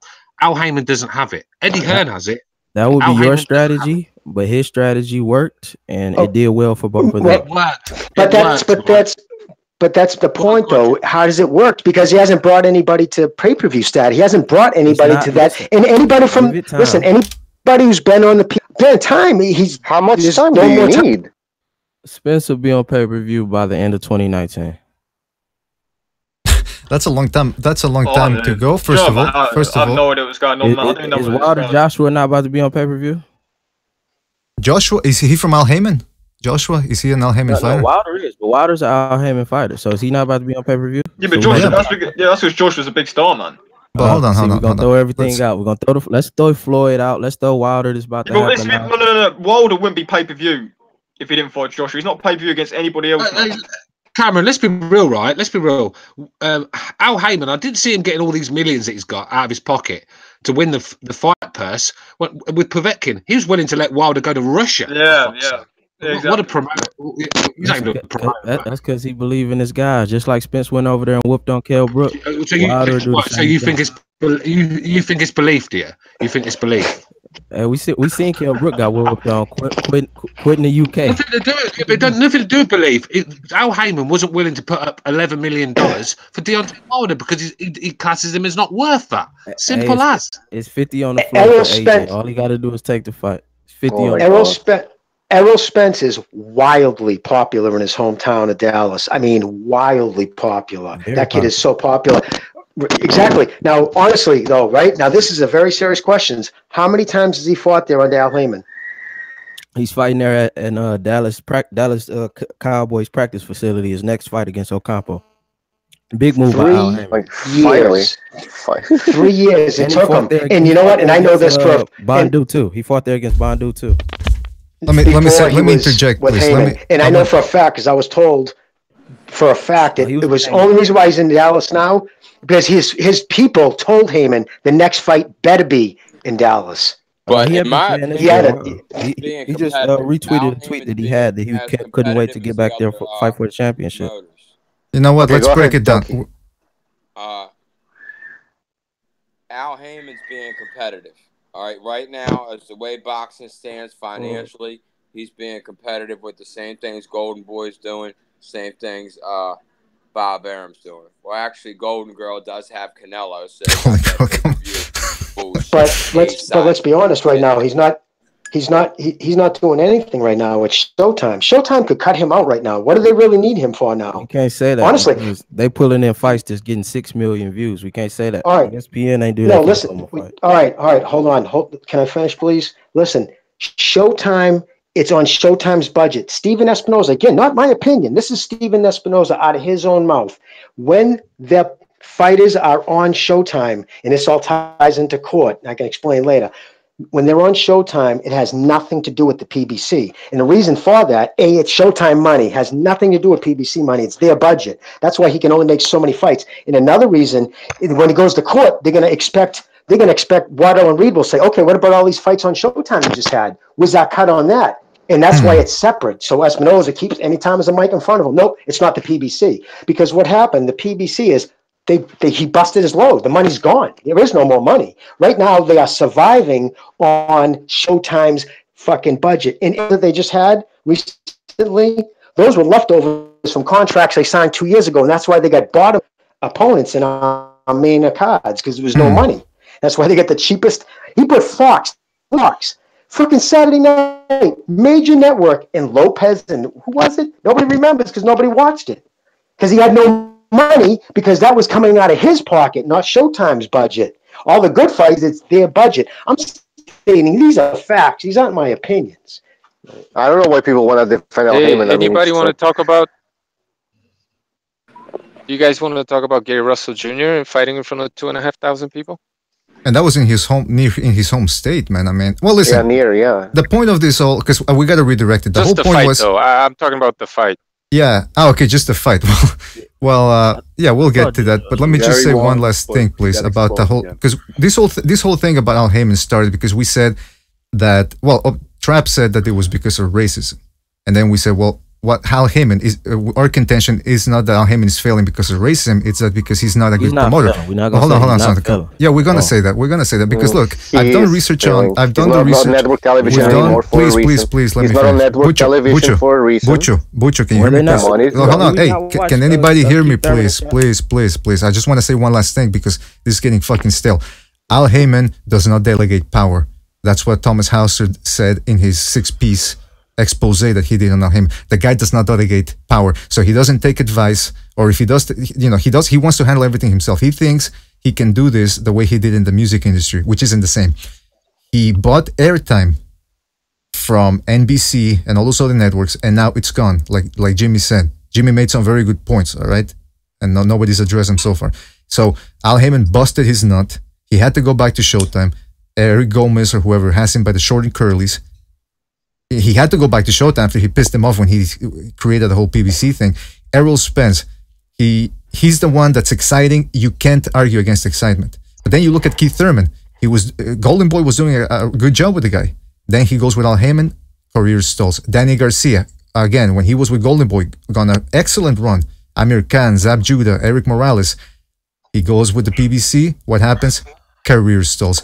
And you see that from a whole bunch of fighters that now want out of the PBC because they're not fighting. They're on the PBC game plan, which is one fight at a time. That's not great promoting. I'm sorry. I wanted the PBC to everybody, every boxing fan wanted it to be good because I was, hey, fucking boxing on free TV. Sign me up. I was excited. Everybody was excited. I was too. That's why I'm so angry, because I was so excited. And remember, there was two statements, what they call, I forget exactly how they put it, but statement. Yeah, that's it. Mission statement. The only plan out PBC, this was the only plan, there was no backup, to get boxing off of premium cable time and back on free TV. The fact that he went out, bought the biggest mansion he could find, didn't make the mortgage payments, got it foreclosed, and he's back on his daddy's couch, doesn't mean he's a six piece. Yeah, Al Haymon, right? Al Haymon, what he did was a smart business move, but it wasn't good for boxing. He got this deal where all these fighters on the PBC that work for him, that obviously these fights he's making were with PBC fighters, were just fighting in their own camps. But he gets paid for each fight that happens. So he's paying them ridiculous money out of this 500 million that he's been given. So he can take his 20% or whatever it is. And it adds up. So he's basically ripped boxing off and boxing fans off to run off in the sunset with a big pay package. And anyone that can't see that is fucking blind. Hey, can we, guys, like, not to hijack the thread, but I and probably a lot of other people, we probably would like to move on from this. I'm going to say this about Trap. Hold on, one last thing. I enjoy Trap. I enjoy your take on boxing. I thought it was refreshing to hear somebody, give Andre Ward props for certain things, but not completely dick ride him and keep it honest about how he's overrated. So I enjoy your take on boxing. Everyone on this show has gotten chewed out for their views on something else. So, just comes with the territory, I suppose. I hope you keep coming back on the show because you got a good fresh perspective. But this whole Al Haymon thing, just lick your wounds, bro. That's all I'm saying. Lick your wounds. I had to do that too. I respect that, Precise. We can agree to disagree. I don't agree with totally. The safe zone. Got you, man. All right, so Trap. It's all good. It's all good. Like that. I like Trap. I echo everything Precise said too. Yes, I respect your opinion. I think you're a good kid. I don't want you to let's just keep it where it is. You know what I mean? Respect the BDA for having me on too, man. I respect that. Well, Trap, I'll give you, before we move on from this subject, I'll give you the last word if you want on this whole Al Haymon thing. If not, we'll start talking, because we got to go soon. But we didn't even talk about Gary Russell Jr. versus Joseph Diaz. So go ahead if you want to say one last thing about Al Haymon, or if you want to move on. It's your choice. Hold on. Oh, I think he's recharging his phone or... Anyway, so I think Precise... let's move on. You're right. Precise is fucking right. Yeah, let's move on. But hey, then again, Gary Russell Jr. I don't know about you guys, but I'm just gonna bust out the predictions here that everybody made. Let's go. Stu said Russell Jr. 10th round stoppage. Pavel said Russell 10th round TKO. Recognize said Russell by close decision. Bucho said Diaz by decision. Precise said Russell by unanimous decision. Apology didn't make one. Boxing Style say Joseph Diaz by 10th round body shot. Jimmy said Gary Russell by decision. Cameron said Russell by 8th round stoppage. X had Russell Jr. by 12 rounds to nothing. Reverse had Russell by mid to late knockout. And I didn't even say my prediction because this fucking connection sucks. But anyway, guys, who wants to go first about this Gary Russell? Oh, I think I said Trap.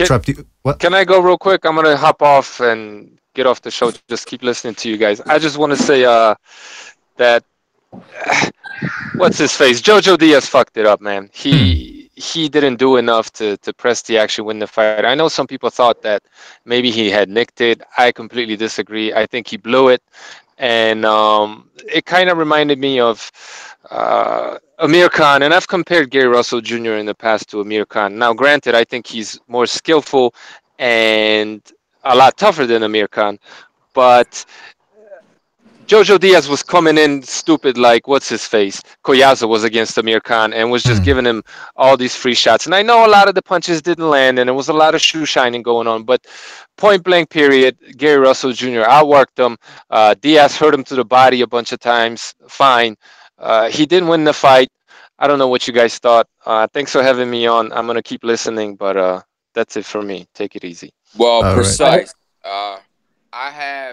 I compare Diaz. I mean, I compare Russell with Khan too. I say, imagine if Khan had power in his fist. I mean, imagine if Khan had an iron chin, and imagine if Russell Jr. had power in his fist. You'd have two unstoppable fighters. Yeah, that's a good point. I do think that Gary Russell Jr. is starting to sit down more on his shots. But anyway, Precise, thank you for being on, man, and thank you for giving us your take on Gary Russell Jr. I said Trap was gonna go first with the Gary Russell Jr. deal. So Trap, go ahead, man. What was your opinion on the fight?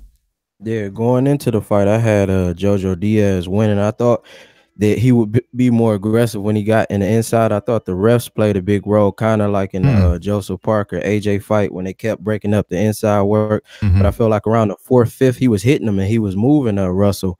But I felt he should have went in for the attack more, kind of like how Spence does when he sees the guy hurt. But I just felt he was a little bit too timid. And later in the fight, he just seemed to be defeated by the speed of Gary Russell. And he needs to learn how to change levels, somewhat like maybe if he's going to come in without the jab, he has to adapt a Sean Porter type approach against faster fighters like that. But I feel like Diaz could have beat Russell, but he just wasn't aggressive enough when he got on the inside. And then the referee definitely stops a lot of the work on the inside. Yeah, that fucking referee, man, Kenny Chevali. Don't forget the name. We've seen him a bunch of times. Overtly aggressive, just screaming all the time, shouting. It's like he's on Adderall or something. But shit, people dropped off again. But going back to your point, Trap, and to Precise's point as well, it's just, he came in there. He said prior to the fight that he wanted to take the fight to Gary Russell Jr. And he talked the talk and he walked the walk. But he'd never fought anybody like as good as Gary Russell Jr. And it showed. He was competitive, but he was always one step behind Gary Russell Jr. So yeah, that I agree with that, man. I mean, he was digging well to the body early on, but then at a certain point, Gary Russell Jr. just took it to another gear, and he was always one step ahead of Gary Russell Jr. Who else wants to go? Give their opinion on the fight. Can I share my scorecards? Yeah, please. I had 122-108 for Gary Russell Jr. Whoa. You're joking, right? No, I think those judges who gave 117 to 111 for Gary Russell were a joke. They didn't appreciate my brother enough. And that's all right, I think somebody's being sarcastic again. Pavel, you got to lay off the sarcasm, man. No, I'm not sarcastic. Now, I agree with what Trap said, man. I also had Diaz as a favorite. I thought I knew that the body punches were going to take its toll. And so as a fight at the beginning, I was like, holy shit. I was ready to gloat. And I was like, yes, that's what I predicted. But, I mean, you got to give some credit to fucking Russell Jr., man. He survived those body shots. And then at some point, Diaz just, I don't know if it was fatigue or the speed or a combination of both, but he just couldn't handle fucking Russell Jr., man. And he just let those rounds pass by, and he lost so many rounds at the end, and he didn't let his hands go later on. So I don't know if that's also part of experience.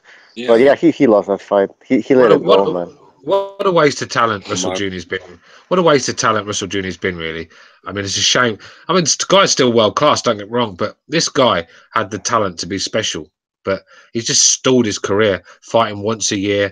You know, it's just not enough. You've got to, like I said, when you're in your peak in boxing, you've got to make the best of it. You've got to be fighting 3-4 times a year against the best, make your money and get out of boxing. But Gary Russell Jr. is just stalling on like the tortoise. He's like a tortoise, just strolling down the fucking lane, and he's in no rush to get his career on track. And it's a shame, really. He doesn't care though, bro. That's the thing. Like Gary Russell, he doesn't care, man. He doesn't care. Like he doesn't care about legacy. He don't care about anything. He said numerous times, "I don't like boxing. You know, I'm not in it. You know, I don't like boxing. I'm just doing something good at it." Yeah. And that's all he cares about. He's just coming in, getting in, get out, making money. He doesn't care if it's once a year. I mean, he made, what, 1.2 mil last night or something? I mean, why would you, he's only making, he's making millions for a fight like that once a year, taking no damage whatsoever, no risks, and get out. And it's his choice. Well, he took some damage, though, I mean. Yeah, he took some damage, but he's not in grueling fights 3 times a year like most champions. Oh, okay, yeah. It's not consistent, yeah. I respect his approach though, because everybody doesn't love the sport. Kind of like how Andrew Bynum in basketball, he just was tall, but he didn't love it. And boxing is a rough sport; it can beat you up, it can take a toll on you later on in life. So I respect him coming in and coming out, because maybe he's doing the right thing with his money, and he doesn't need to fight multiple times a year. But yeah, it's hurting his legacy. But if he's happy, his family is okay, then I can respect that. Well, is he not fighting because of choice, or is it because he's been injured, or like what's going on? He said he only wants he did an interview last night and said he wants to preserve his body, and he only wants to fight 1 time a year, even going forward. That's shocking, isn't it? I mean, when you consider the opposition he's been fighting, like if he was fighting somebody, like a Santa Cruz, I wrote on Twitter earlier on saying that, this guy has got so much talent, but it's time for him to, if he wants to these big fights, does he not want big fights? I mean, because he's with PBCs with Haymon. He's with them, and he's got Santa Cruz. He's got all these guys. Yeah, he said he wanted to unify with Abner Mares or whoever won that fight next, and then he also said he would want to fight with Tank when he moved up. Yeah, of course. I mean, he wants Lomachenko, so that's not going to happen. But Russell's been saying he wants these big fights for years now, since he beat Gonzalez for the title, and they're not happening, man.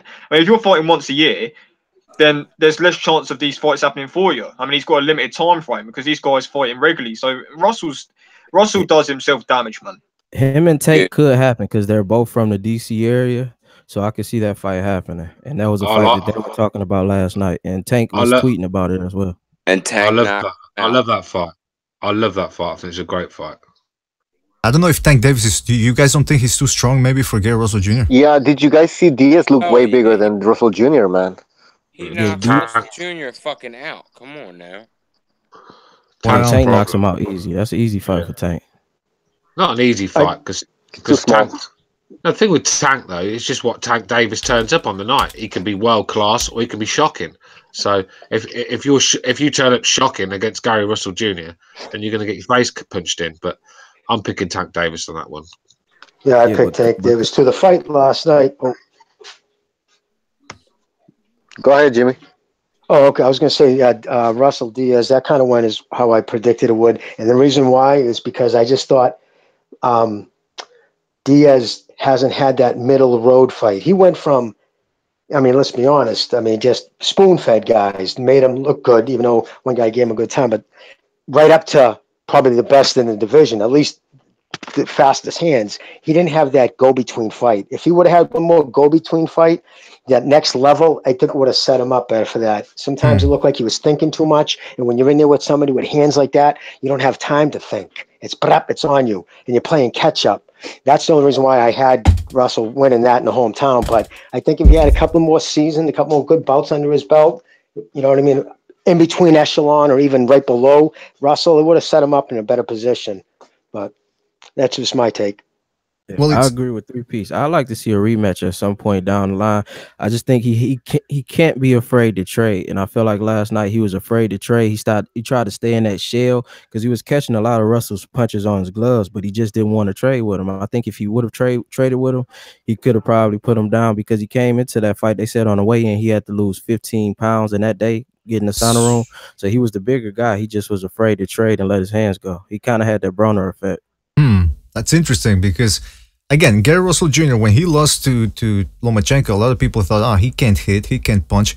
But he was on a knockout streak recently, and against Jr-Diaz Jr., I thought he was kind of getting his punches through behind the gloves. He was teeing off on Diaz, and I think he's a much better puncher now than people give him credit for. Even though technically, yeah, he does tend to slap sometimes. But here's the big question though, because what I liked about this division is, all right, there's different promotional entities and all that. It's going to be hard to make certain fights.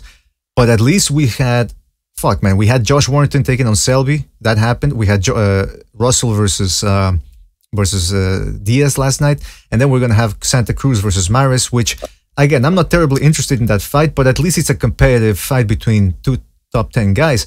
My question is this. We got Josh Warrington now moving up because of his win over Selby. I think Gary Russell Jr. I don't know why they have Carl Frampton. Well, do you guys agree with Ring TV? I'm putting the results up on the screen. Do you think Carl Frampton is a number 2 guy, or should it be Gary Russell Jr.? That's when you know. I'd put Frampton because of the Right, Frampton. He did beat Santa Cruz at least once, so. I'd go Frampton too, just for his opposition. What Russell has fed on, I mean, come on. Yeah, no, I definitely, just because of the fights he's been in, Frampton. I mean, last night was a win, right? It was a good win, but it was the first win in 3 years that... Well, I mean, actually, the Johnny Gonzalez, but Gonzalez, man, that was a very good performance from... Well, like Jimmy said, Diaz, who had he fought before that? I mean... Right. Now, here's the thing. He lacks experience. It seems to me like a lot of people are underrating Carl Frampton when it comes to actual matchups, because I remember Stu said he would pick Selby against him, and I was thinking, I thought about that, but I think Carl Frampton, he struggled a little bit against his the opponent before Donaire. I forgot the guy's name, the Canelo prodigy, but that was a stylistic matchup, different stylistic matchup, and maybe he didn't train properly or whatever, but he looked very good outboxing Donaire, I thought. Donaire is still very dangerous with Lafuk. So this division, guys, everybody's fighting each other. That's what I like. What would you rather see? Would you rather see Santa Cruz against Frampton or Santa Cruz against Gary Russell Jr.? Gary Russell Jr. Because, there's a 2 champions unification. This division needs unification. I mean, I see what we're talking about with Frampton, but Frampton outboxed Donaire, but Donaire's not a featherweight. Like, it's Frampton's beat Cruz, but that's all he's done at featherweight. I mean, I don't think Frampton's the best of the weight. He's the best fighter at the weight without a title, but I don't think he's the best fighter at the weight. I'll tell you what, though, I do change my pick on that Selby Frampton. He beat Selby the way Selby's looking right now, that's for sure. He is. I think Selby just outgrew the weight. I think he was drained. Yeah, he looked weak and lethargic, didn't he? And slow. Yeah. Well, to be fair to you, Stu, I do still think that Frampton-Selby would be very close, because Frampton, he can fight on the inside, but he's not the best at cutting off the ring. I don't know if I'm right on that one, but when Santa Cruz was outboxing him, he was coming in very wild with his hands down. So if Selby can keep him on the... you know what? I think Frampton would do better against Warrington, just based on the fact that Warrington would be coming to him. Yeah, for sure. I'll tell you why as well, because Reach is Frampton's fucking kryptonite, I'm afraid. He's struggling in that featherweight division because look at his arms, man. Oh, fuck me, they're like Tyrannosaurus Rex arms, aren't they? You know what I mean? The guy's got no length and reach, and he's struggling to get inside these fighters. And a lot of these featherweights are big guys. When you look at Santa Cruz, long and range, Selby even, and so I just think Frampton should go. I don't think he can make super bantamweight, but that's where his best weight is for me. I just don't think he's a great fighter at featherweight. I was got for Selby confirmed on his Twitter this morning that he's moving up to super featherweight next. But them guys are going to be too strong for him. Josh Warrington was too strong. No power. Yeah, he's got no power. You need to be hurting people. When people are flying in, rushing you, you've got to be, when you counter them, you've got to be able to hurt them. Because if they're walking through your shots, you're in trouble. And Selby, man, for me, Selby's got a lot to go to the drawing board and change, to be honest with you.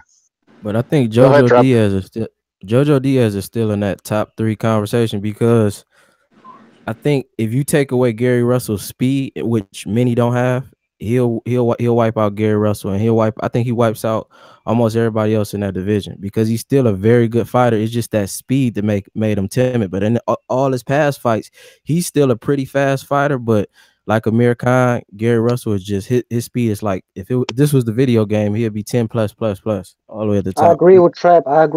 That's right. I agree. Hey, what about Santa Cruz? Go ahead. Hold up. I'm getting off here, y'all. It's been a pleasure. All right.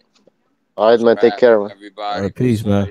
Stuart, it's my pleasure, man. Y'all be safe. Y'all have a nice day, man. I'm out. Yeah, take care, bro. Take care. Too, man.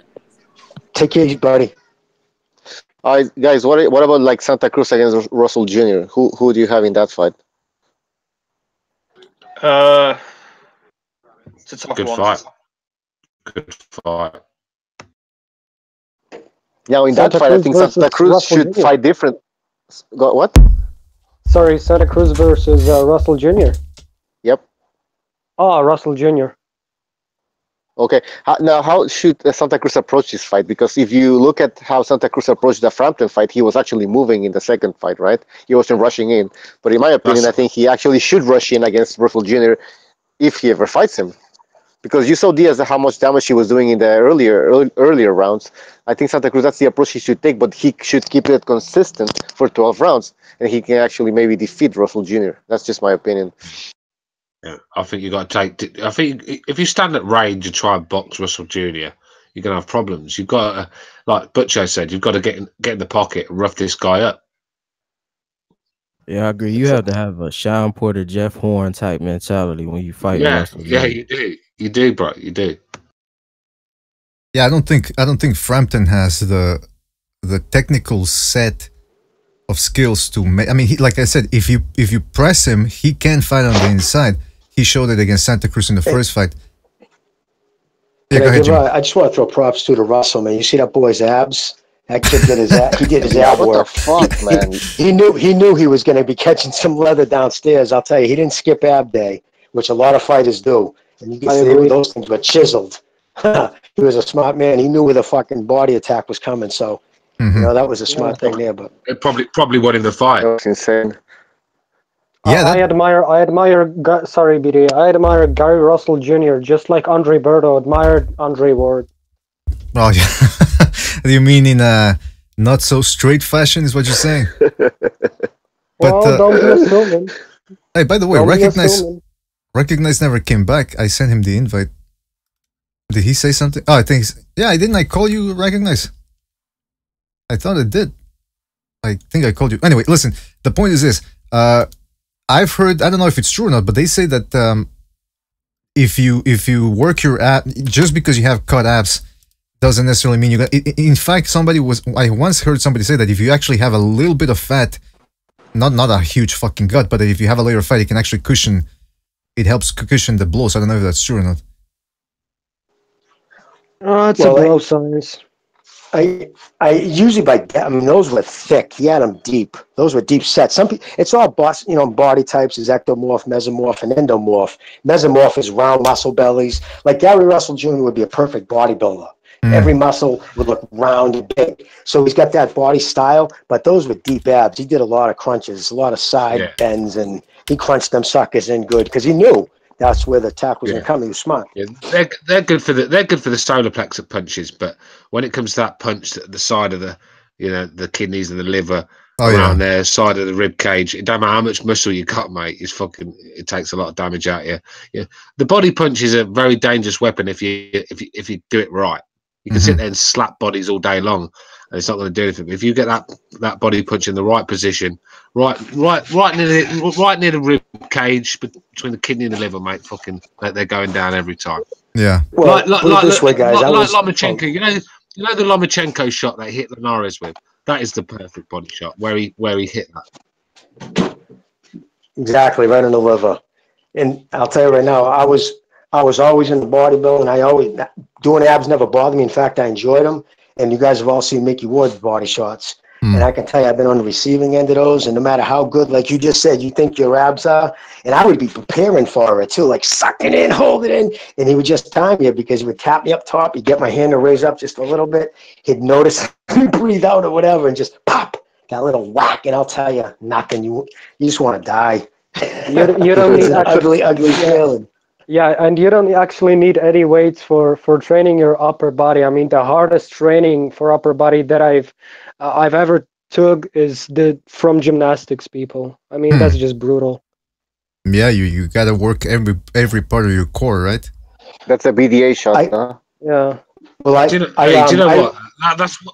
That's one sport I just don't understand. Why would any kid want to think, well, I'm going to fucking do a somersault and hopefully I won't land on my head? I mean, to start practicing that sport, man, you've got to be absolutely fucking nuts. I mean, it's great to watch, don't get me wrong, but some of the risks these guys and girls take, man, you've got to respect them.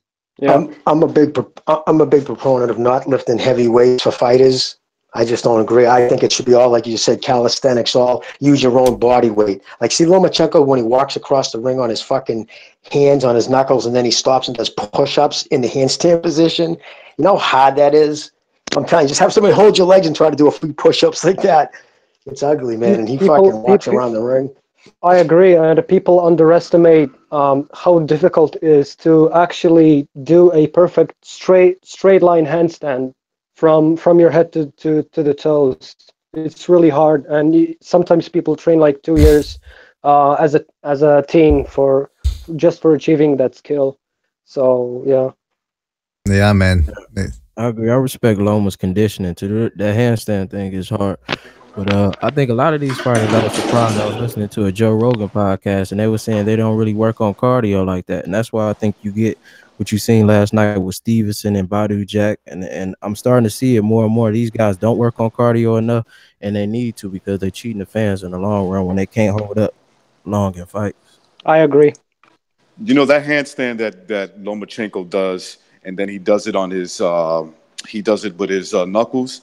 What that builds up, man, is your forearms and your wrists. Remember when he was catching Rigo, and everybody was like, "Well, Rigo doesn't look like he's really."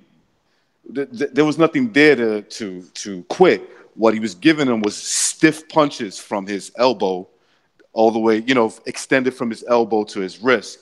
And trust me, because I do them myself. I can do this. Yeah. I mean, I got to prove it, obviously, to you guys, but I could do it.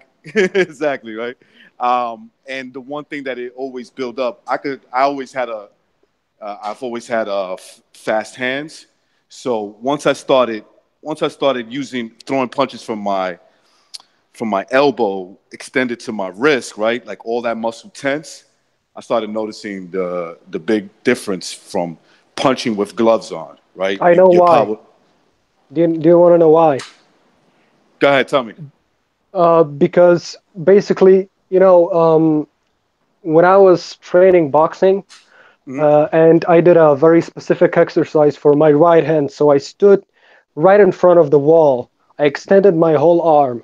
Yep. And I just pushed on the wall with my whole body, right? And I tried to keep my arm straight. What that does it to you is that it builds your connective tissue. And that, my theory is that just having strong connective tissue, not so much your muscles, but your connective tissue like fascia, tendons, ligaments, and all that stuff, right, is preventing you from breaking your joints on an impact.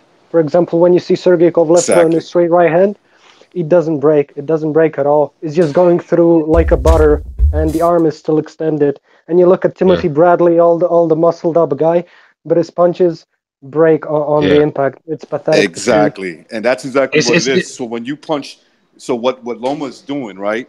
What he's doing is before he gets the rhythm of punching from his shoulder all the way down, using every part of his muscle, he's doing a feel-up punch. But those feel-up punches are hurting him because he's hitting from the most important part, which is bracing the elbow, the forearm to the wrist, and landing with those punches. So they're thinking to themselves, man, if he fully extends with a punch, he's gonna hurt me really bad. That's why these guys are quitting. You understand? Exactly. That's why he quit, because he was getting stung with the little, what you think are pity pats, but they're shaking him. They're shaking his legs. They're shaking his body. All right. By the way, can I interject here? When it comes to punching power, I think you've got to. It's a twisting motion. You've got to look. Well, when they drill for oil, a drill. It just doesn't drill. It drills in. It circles. It drills in. It brings more energy, and that's what a punch is like, sort of thing. You've got to twist the punch, and a lot of guys slap their punches, and that's why they're not big punches. But a lot of the big knockout artists actually turn their punches, and it's a twisting motion. The Eastern Europeans have got it down to a T, really, sort of thing. It's technique. I mean, it's the skill. To have punching power is a skill. It's just natural. I mean, obviously, I guess some people are born with it, but that's debatable. I think it's a lot of it has to do with that technique for sure. Now, just change the subject. BDA, low places on the chat, obviously talking about Stevenson against Badou Jack. Should we make an exception? The people are demanding an exception. Well, first of all, hold on. First, I have to say, Trap, Low Place is against you. He's saying, I think he's calling you a computer geek, he's implying that you don't know shit about boxing, and he's not. You gotta understand, Lopez is a guy that's a tremendous, super uber Stevenson fan, and I don't think he liked the fact that you said that he's got shitty stamina. That's how it is with him. You can't criticize Stevenson with him. You want to reply to what he said? Lopez is the biggest Stevenson fan. Hold on. Let Trap. Hold on. Let Trap. I want to let Trap reply to Lopez. Go ahead. Yeah, I said that's cool. Everybody's entitled to their opinion, but we all watched the fight and we all seen him get tired down the stretch. But except it was maybe the 10th and the 9th, he got a second win. But for most of that second half of the fight, he got tired and he was laying on Badou Jack. So we all seen that. So if he feels that way, that's cool. You know what, man? I'll give Stevenson credit. I wrote on Twitter actually. I'll give Stevenson quite a lot of credit for that fight last night. Simply for the fact that the guy's 40 years old. He's there for the taking. And he went in there and I didn't think he would handle. I didn't think he'd go 12 with Badou Jack. I didn't think the fight would go 12. I didn't think Stevenson would see the final bell if it went later on either. So I feel like Stevenson. Stevenson for me, the guy. Like Places has said a few right things about Stevenson before. Stevenson's never had a prime. He became champion at 35, and he's fought some real poor opposition, but he hung in there with Badou Jack last night, and Badou Jack's legit, so I'll give him some credit, to be honest. Yeah, I mean, look, listen, he finally stepped up against a good opponent, and he almost got taken out. So I do give him credit for sticking in there and holding, because I had given somebody credit once. Who was it? For being able to survive the 12th round by holding. So on the one, from a technical standpoint, it was a beautiful display of clinching and wrestling, but it is illegal and against the rules. So I don't know about Adonis Stevenson, but we're talking about body shots and power. Bucho, you said that it's not all just that X factor, but that it is actually just technique. I don't know about that, because you look at a guy like Maidana, who does turn his punches over, but he swings his punches like he's throwing a rock or something. Do you think he's got? Bucha just left. But anyway, BDA, I say that true power, like that Maidana power, that Wilder power, that's something you're just born with. But you can still get a solid 7, 6, 7.5 level power with just technique, because most trainers teach you to hit with the pointing finger. You should only be landing with that knuckle right there and turning and spinning your punches, and your shoulder should be leaning in towards your chin. Exactly. You get that perfect punch. So I think you can get a 7.5 level of power with just having the right technique, but that superpower comes from, just born with it, like Wilder and Maidana. Well, Pavel did tell us. Well, actually, Pavel, you go ahead and just try to keep it real short, please, because we're running out of time. But you talked about how the tendons, right, and the muscle tissue that's involved. Well, that's basically the component that not many boxers train. And many guys have that aptitude to train their bodies, their muscle strength up to a certain point, and there's not much of a discrepancy between their power, unless there are some superhuman examples or PED enhanced like Roy Jones Jr. was.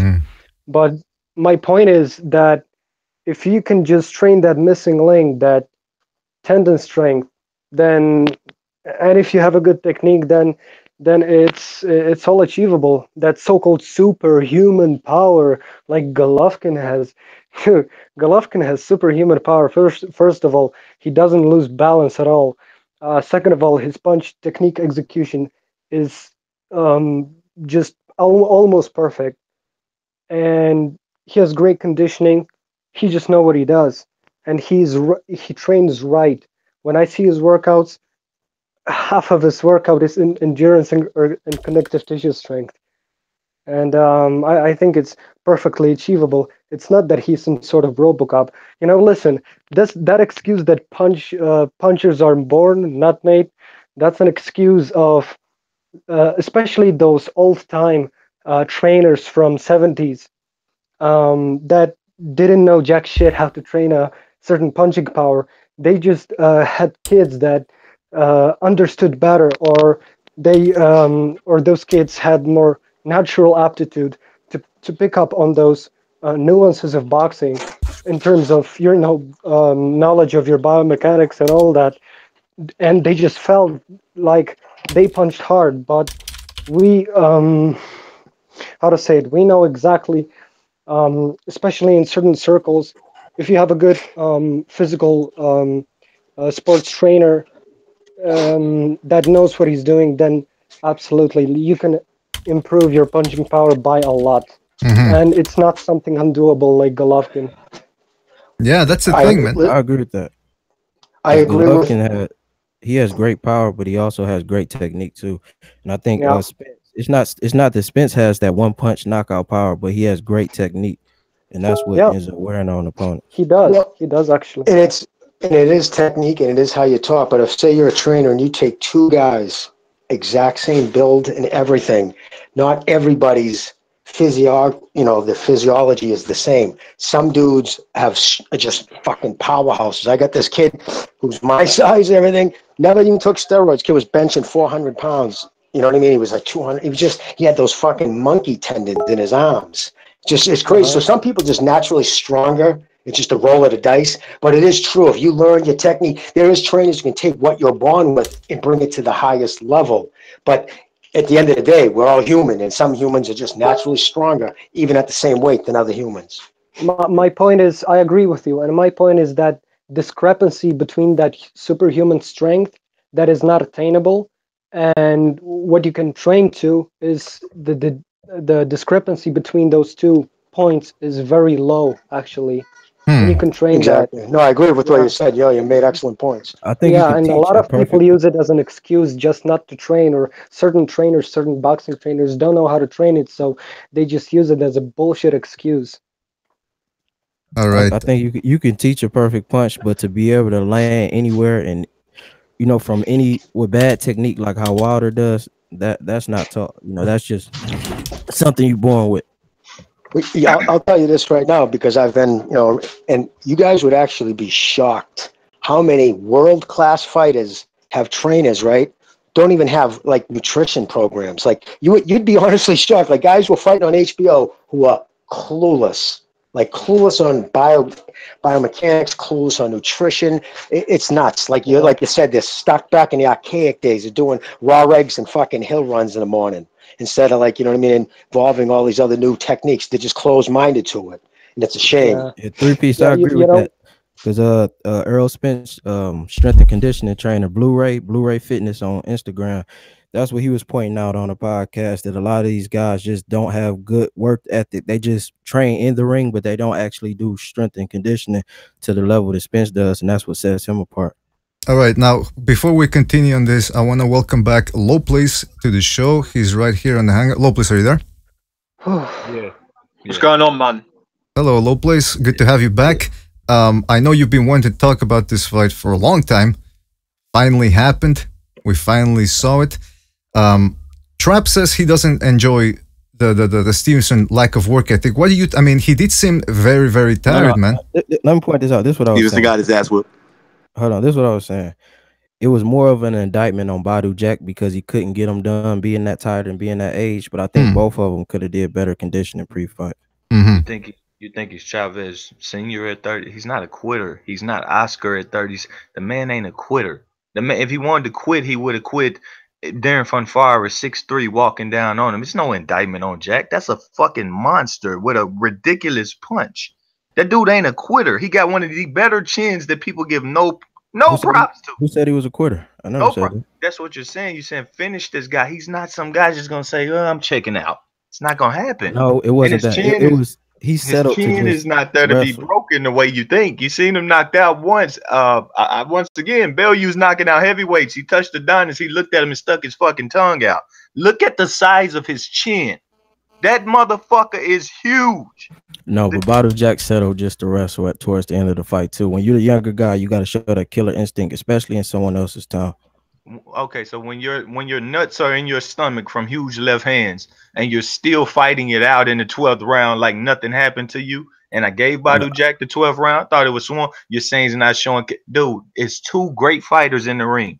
They both had game plans. I only thing is an indictment on Badou Jack is that he was a dirty fighter last night, and he's never been that to me in my life, and I'm upset with that. And if they do have a rematch, he needs to get that shit right, because that was bullshit. Him blatantly aiming straight right hands to the dick when he seen Look, Adonis put on the pressure in the 5th, 6th round. Badou Jack didn't like that shit. That's all right, called boxing, bro. Boxing. No, it's not. It's called dirty. It's called dirty. And the more we sit up here and big it up, the more you're gonna sit up here and see people walk away from the sport and say, "Fuck this, these dudes suck." You know what? I'm going to agree with Lopez. I think at the fourth, Ward changed the game, bro. But what happened, I think Adonis caught. I'm not saying it was on purpose, but caught Badou Jack in the 4th low, and after that, Badou Jack seemed to me like he was targeting his nuts for a few rounds. It was the 5th round. It was the 6th round. He did that. He did. It was Hold on, let me see, because I made a count of it. It was a low blow from Stevenson, and Jack threw 2 in a row. Then a 3rd one, he threw a right, then a jab to the nuts, and then in the 8th, he really threw one, and the referee said time, and he should have took a point at that point. I can't believe Badou Jack done that. He's been one of the best fucking fighters. I think he's the best super middleweight of this decade without bullshit. He ain't lose to nobody. He beat 4 top 5 super middleweights. I think he's the best one of the decade. Ward could have had it, but he walked away. Froch has lost like 3 times this decade and had a few struggle fights through there. I think Badou Jack's the best one, but that shit he did last night, fucking no, I'm not having it. That was bullshit. And as simple as that. He didn't have to be that. If you're gonna get in the ring, be willing to fucking lose and get props for stepping your fucking ass in the ring. He stepped in there and he didn't think Stevenson would step on the inside with his ass. But when he did, he started hitting him with uppercuts, he started hitting him with rights to the body, and Badou Jack said, fuck this shit. I see he's tiring. Let me help him out some. He busted his nose after he hit him low, and he really drained him out. It was a bullshit fight, but credit for Stevenson. He could have packed that shit in and left. All right. Lopez, take it easy, man. It sounds like you're all hyped up after the fight. Listen, when it comes to low blows, I say let him go ahead. If the ref is not gonna warn any guy for low blows, then let him go ahead. Because sometimes you want to see a fight go like Willie Pep versus Sandy Sadler. I forget which one it was, but one of the most dirty fights ever.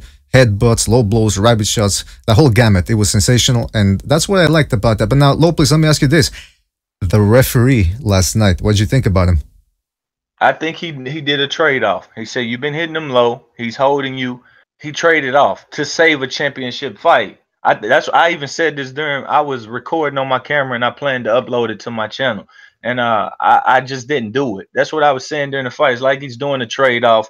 But I just wish it never got there. He did his job, but I just wish the shit never got there. Badou Jack is fucking better than that, man. He is way better than that. Even when Stevenson brought that pressure, it was a slow fight, but Badou Jack was avoiding the left hand. You can't blame him, because what's the point in getting on the plane and then having to take your ass right back after 3 rounds if Stevenson knocked the fuck out of you for getting too aggressive? So Stevenson had to be the one to come searching for Badou Jack. And I told people, he's not just some guy that'll fight you at range. He'll get in your fucking chest and want to fight you.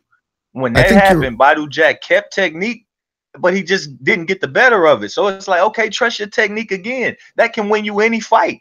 But being the guy that catch and shoots, being the guy that slips and bangs, that can win you any fucking fight. All right, take it easy, Lopez. Take it easy. You're getting emotional. You're getting emotional. Listen, let me tell you something. Is it possible that you overrated Badou Jack? Because this is his fourth fucking draw. The guy can't finish the fights. What's going on? He can't finish his fights. Come on. No, he changed the Gale's career. Okay, I don't even need to hear wins or losses no more. He changed careers already. All right, fine. You want to talk about the draws before the draw? The Boutte draw is ridiculous. The Gale draw is ridiculous. This one is ridiculous in the sense that maybe he should have had a point taken off, and maybe if he didn't do this, he just would have got whooped by the better fighter. That's my whole thing. That's my whole thing. The referee, he thought he was finna get a whooping. But that's my thing. I disagree about the trade-off. I think the ref should have taken a point away in the 12th round, because if he hadn't allowed Stevenson to hold, I'm pretty sure he was about to go down. You saw that in the last 10 seconds. His knees buckled. He was spitting blood from his nose. He was about to go down. The boy was done, and the fucking referee, incompetent referee. I'm sorry. Listen, I gotta be. I can't be middle of the road all the time. This fucking guy did a horrible job. He almost let Vitaly Klitschko kill Shannon Briggs. He let Hopkins and Pascal hit each other behind the head all the time. I mean, come on, this ref. Oh yeah, let me ask you this, Lopez. Who did you have winning the fight then? Because I think I heard you say that it was a draw. I had a draw. Even if they took points for the low blow, points for the holding, I would have still had the draw. I felt I could have swung I don't know. I gave the first 2 rounds even. I wasn't, and then after that, I had it like even after 6, I believe. Or let's see, I got my card here. I had Jack winning the 3rd, Stevenson the 2nd, Stevenson the 5th, Stevenson the 6th, Jack the 7th, Jack the 8th, the 9th. The 10th I gave to Stevenson because he hurt him and he hurt him again. The 11th Stevenson hurt him and hurt him again, and then the 12th to Jack. I had it a fair draw, but I just don't think if Jack wouldn't have got those low blows in, Stevenson would have caught a second win that would have probably never went anywhere like it did with the fun bar fight until the fight is over. But Jack, it was a smart strategy to cheat, but it was a bullshit strategy. Hold on. Pavel, you gotta mute your mic, please. Hold on. Pavel, you gotta mute. BDA. Yeah, Pavel, you gotta mute your mic, please, because we can hear you background conversation right there. All right, who wants to go? Because Lopez and I want to ask something to low place. Kovalev or Bivol against Stevenson. How do you see that happening? I still think they're very good fucking fights, and anybody can get knocked out in those fights. I'm looking at this fight saying, yo, I was seeing the best of Stevenson about to come out and beat a man up, and then dick punches happen, and they continued to happen for 3 rounds. I think Stevenson's still a fucking boss. So you wouldn't be surprised if Kovalev or Bivol stops Stevenson, and I wouldn't be surprised if it happened the other way. No, that it's meant to be great fights, but I just hope. It's no need for what Badou Jack done. I still think Badou Jack can compete with both of them, the guys you just named. But that was my question. Go ahead, Jimmy. I'm sorry, that was my question. Bivol against Badou Jack. Who do you got there? Yeah, that's a fucking great fight. I just hope he keeps that Andre Ward shit. He ain't never needed that. Keep that shit at home. I don't know what the fuck Lou Duval is teaching you, because let's be honest, ever since he let Eddie Mustafa Muhammad, he stopped punching the body as good as he used to. He threw some good body punches last night, but he didn't do the George Groves level work.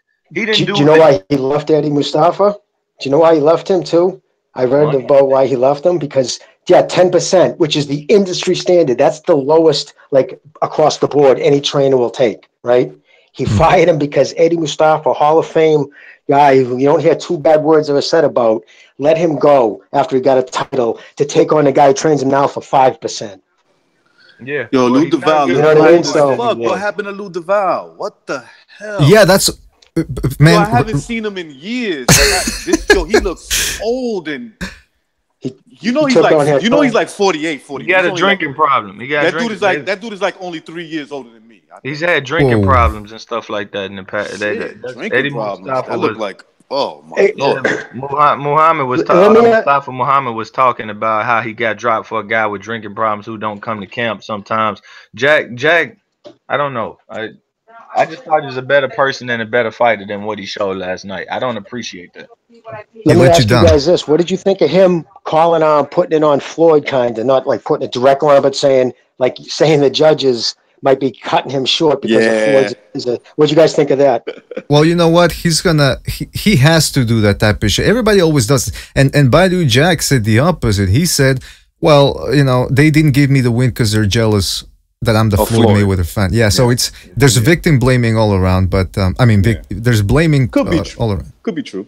Could be. I don't know. They didn't give him the Gale because of UK money, and they didn't give him this one because it was actually a damn draw. So he's a better person than that, and I'm gonna ask that better person come back out, because this shit is the fouls and that shit right there.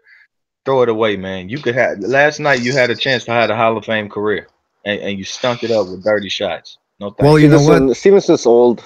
He started to slow down. That's just a fact, man. It's interesting. Sure, there was some low blows, but you can't. Those weren't the determining factors in the fight. But it's interesting because Stevenson Badou Jack messed up, man. He messed up. Going back to the fucking thing about Mayweather, it seems like Mayweather, just now that he's not fighting anymore, he doesn't have quite the same pull that he had. Like, remember De La Hoya back in the 2000s with HBO? He could tell them, listen, if you don't put my fighters here, I'm not fighting for you. Mayweather was the same thing, but now that he's no longer active, all of a sudden it seems like he doesn't have the pull to get the decision to go his fighter's way. This is a real interesting development. I don't know. I mean, the reason why I don't think Badou Jack could manhandle Stevenson is because Stevenson's not the type of guy that's going to be manhandled. I mean, did you see? Like I said last night, the guy is built like a truck. He's shorter, but he's so fucking wide. And you saw when he was fresh and he was launching those body shots, he was moving Badou Is it Jack. me, or he looked like over 200 for sure? Like that's how he looked. Maybe I'm over exaggerating. He was 184. Jack was 187, I believe. Yeah, he looked. No, it is. Stevenson's upper body's a lot bigger than his legs. He's one of those guys. Like if you saw his thighs, they don't match his upper body. Exactly. And then you got guys like Ingui who has big ass thighs, and you know what I mean. A lot of weight's hidden sometimes under those trunks. All right, now by the way, I gotta say something because we have to go. But I just want to say something to Lopez. Lopez, there was this whole thing with you, the drama. They say never to bring up the past, but I gotta do it here because there was a lot of factors involved with you not being on. Just the same. I think that the main complaint that people had was that you would drone on and on and on. I gotta ask. People were saying, "Let's bring him back, bring him back." You know, I had a lot of people. We also had somebody whispering in our ear, putting undue pressure on us to have this fucking vote. So where do we stand? BDA, Boxing, Bucho, the whole family, and you. I mean, is there any bad blood? Boxing with anybody who can talk it. That's been my policy day one. I talk with anybody who can talk it. The problem is we always go back to Stevenson and his standards. Yeah, that's the thing. You know what I mean? That's the truth, man. We always go back to Stevenson and his standards. Then he contradicts his standards. I hope people can show what he showed last night. Resolve, like through bullshit. Like if Kovalev could have fought through what he went through, he would have 3 belts still today, and not just be chasing, you know, what he used to have. I wish fighters would have that, bro. Like that shit, they could have packed up and quit, bro. End of story. All right. Well, listen. I was one of the people that was like, say, yeah, bring like place back on because, like I said, if you just talk sense, man, you don't like get all ruffled up. Then the guy can talk some sense, to be honest. Well, Cameron, let me tell you something. There's, you know, every time you do a show like this, you got people giving you their opinion. I'm just gonna say that there's people that gave us their opinion, and it's the same people that are now giving. I believe, maybe correct me if I'm wrong, but I think there's people whispering in your ear as well, trying to get you all riled up. So I'm just saying, watch out for what goes on there. I don't listen to anybody, man. All right. Well, I'm just saying. Let me address. Can I address that one real quick thing? He just said Kovalev shouldn't have quit. Now let me address that. How could maybe Stevenson might have quit too if one of those low blows? And I already said Jack was targeting his nuts. No questions asked. What happens if the ref jumped in and stopped the fight on one of those low blows? Because that's what Kovalev didn't quit. His fucking the fight was stopped on a low blow. Yeah, you could have that point. The guy quit. But it's not a point. It was a low blow. There's no question. It was a low blow. Yeah, but I'm just going to make this point to you. He did get wobbled by a right hand. Like the right hand wobbled him, and he was ready. At that point, he was just, okay, I'm open for whatever. And I can also say this. They both got hit in the nuts. One man stood up, touched his shit, and kept a poker face. Other man said, yo, save me. And you can't do that. You got to have that kind of resolve, bro. You got to just say. Wait, was Stevenson hurt like Kovalev was with that right hand? Was Stevenson hurt? Was Stevenson hurt the same way Kovalev was hurt with that right hand? That's the Stevenson's credit. Badou Jack is a bigger puncher than Andre Ward. Nah. He is. No, he wasn't hurt. I don't give a shit. Okay, hold on. Ward doesn't, bro. He wasn't hurt the same way. He was not hurt. He wasn't hurt the same way as Kovalev was. Yes, that's a fact. Look at that big ass fucking. It was a sledgehammer, man. You just gave hitting a full extension onto the balls. There was a difference. Andre Ward was taking. He was digging. Bruh. He was digging. Yeah, absolutely. He wasn't doing what Badou Jack was doing. Badou Jack was being sneaky. He was like, all right, fuck it. You're getting a little too, you know, strong. Boom, you know, the referee ain't looking. He was doing it. He didn't care if the referee saw it. He just it's like a Hopkins low blow. Man, Badou Jack was throwing straight right hands from range at the nuts. Now, did you say Kovalev looked at the ref? That's what you're supposed to do when you catch one in the nuts. You look at the ref like to get his attention. Dude, he just nutted me. Did you see that? That's a reaction. I fought enough. I fought enough in the ring. When you get caught in the nuts and the ref is literally to your left, you look at him like, what the fuck, dude? You see you that? Complain. That's what exactly. Let's use this fact. Both men got hit in the nuts. One came out a winner. One came out getting called a quitter. All right. You want to simplify it like that? That's simple as that. So no context. And let me make this point. If Stevenson goes just because you're calling him a quitter. Hold on. It's just not me. But let me say this: if Stevenson would have found himself in that same position and got hit in the nuts, sitting on the ropes, it'd be different people that say, "Oh, foul for Kovalev." That's what that quitter gets for Stevenson. So I'm not going to do it. It's kind of hard to quit or do what those other things Kovalev do when you're holding on for dear life. Hey, that's what you do when you hurt. Maybe Kovalev. Okay, all right, dude. Listen, all right, this is right here. Listen, BDA, Jimmy, peace, man. I just fuck. You gotta come down. You both. Hold on. Please let me say something. Please let me say something. Please let me say something. Please let me say something. Please let me say something. Please let me say something. Please let me say something. Please, I gotta say something here. Please. Jeez, Luis.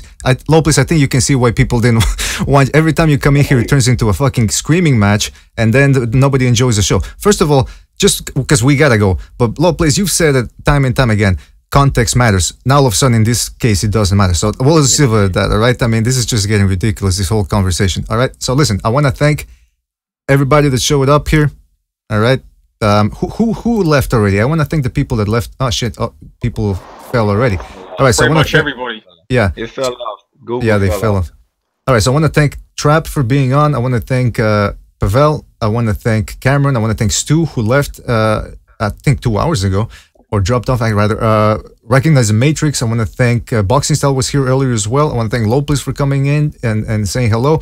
I want to thank, who else was here? Precise Puncher, Jimmy, Boxing Junkie, and Butcher, who am I forgetting? I don't want to forget anybody. Or Cameron, yeah, go ahead. Help me out here. I think that's it. Stu's the only one that dropped off, I think, earlier in the show. All right, so anyway, I got dropped, so that's why I just came back. Yeah, no problem. Well, we're about to end the show. Have a good evening. Be everybody safe. Yeah, you too, Jim. Thanks for being on. I want to thank Kyle, who donated too, and his message to everybody was, please let BDA talk. I don't know what it is about this fucking connection. You guys can hear me on. People hear me loud and clear on the YouTube stream, but when it comes to Hangout, if somebody talks over me, it really fucks up the connection. Do you know what, man? I noticed that when I was watching the show back the other day. Like sometimes, like I hear you playing like audio tracks, like the soundboard in the background on here. You can't hear it. When you listen to the YouTube stream, you can hear it perfectly. It's a bit weird. All right, yeah, that's I don't know. I hear you good. I just wanted to say, BDA, I hear you loud and clear. Probably the best. Isn't that weird? That's bizarre. And if anybody should be heard from more here, it's me, BDA, because I get it right all the time. No, I'm kidding. Listen, I want to thank the Patreon people. Who was it? Greg? No, Steven Skillrose. We haven't updated the list, but he donated. So thanks to Steven Skillrose. Thanks to Kyle too on the super chat. Don't forget to like and subscribe to this show. Don't forget to also subscribe to Spreaker if you want to download the episodes. Check out. We're gonna put the links to everybody's channels here in the description. So check out their channels.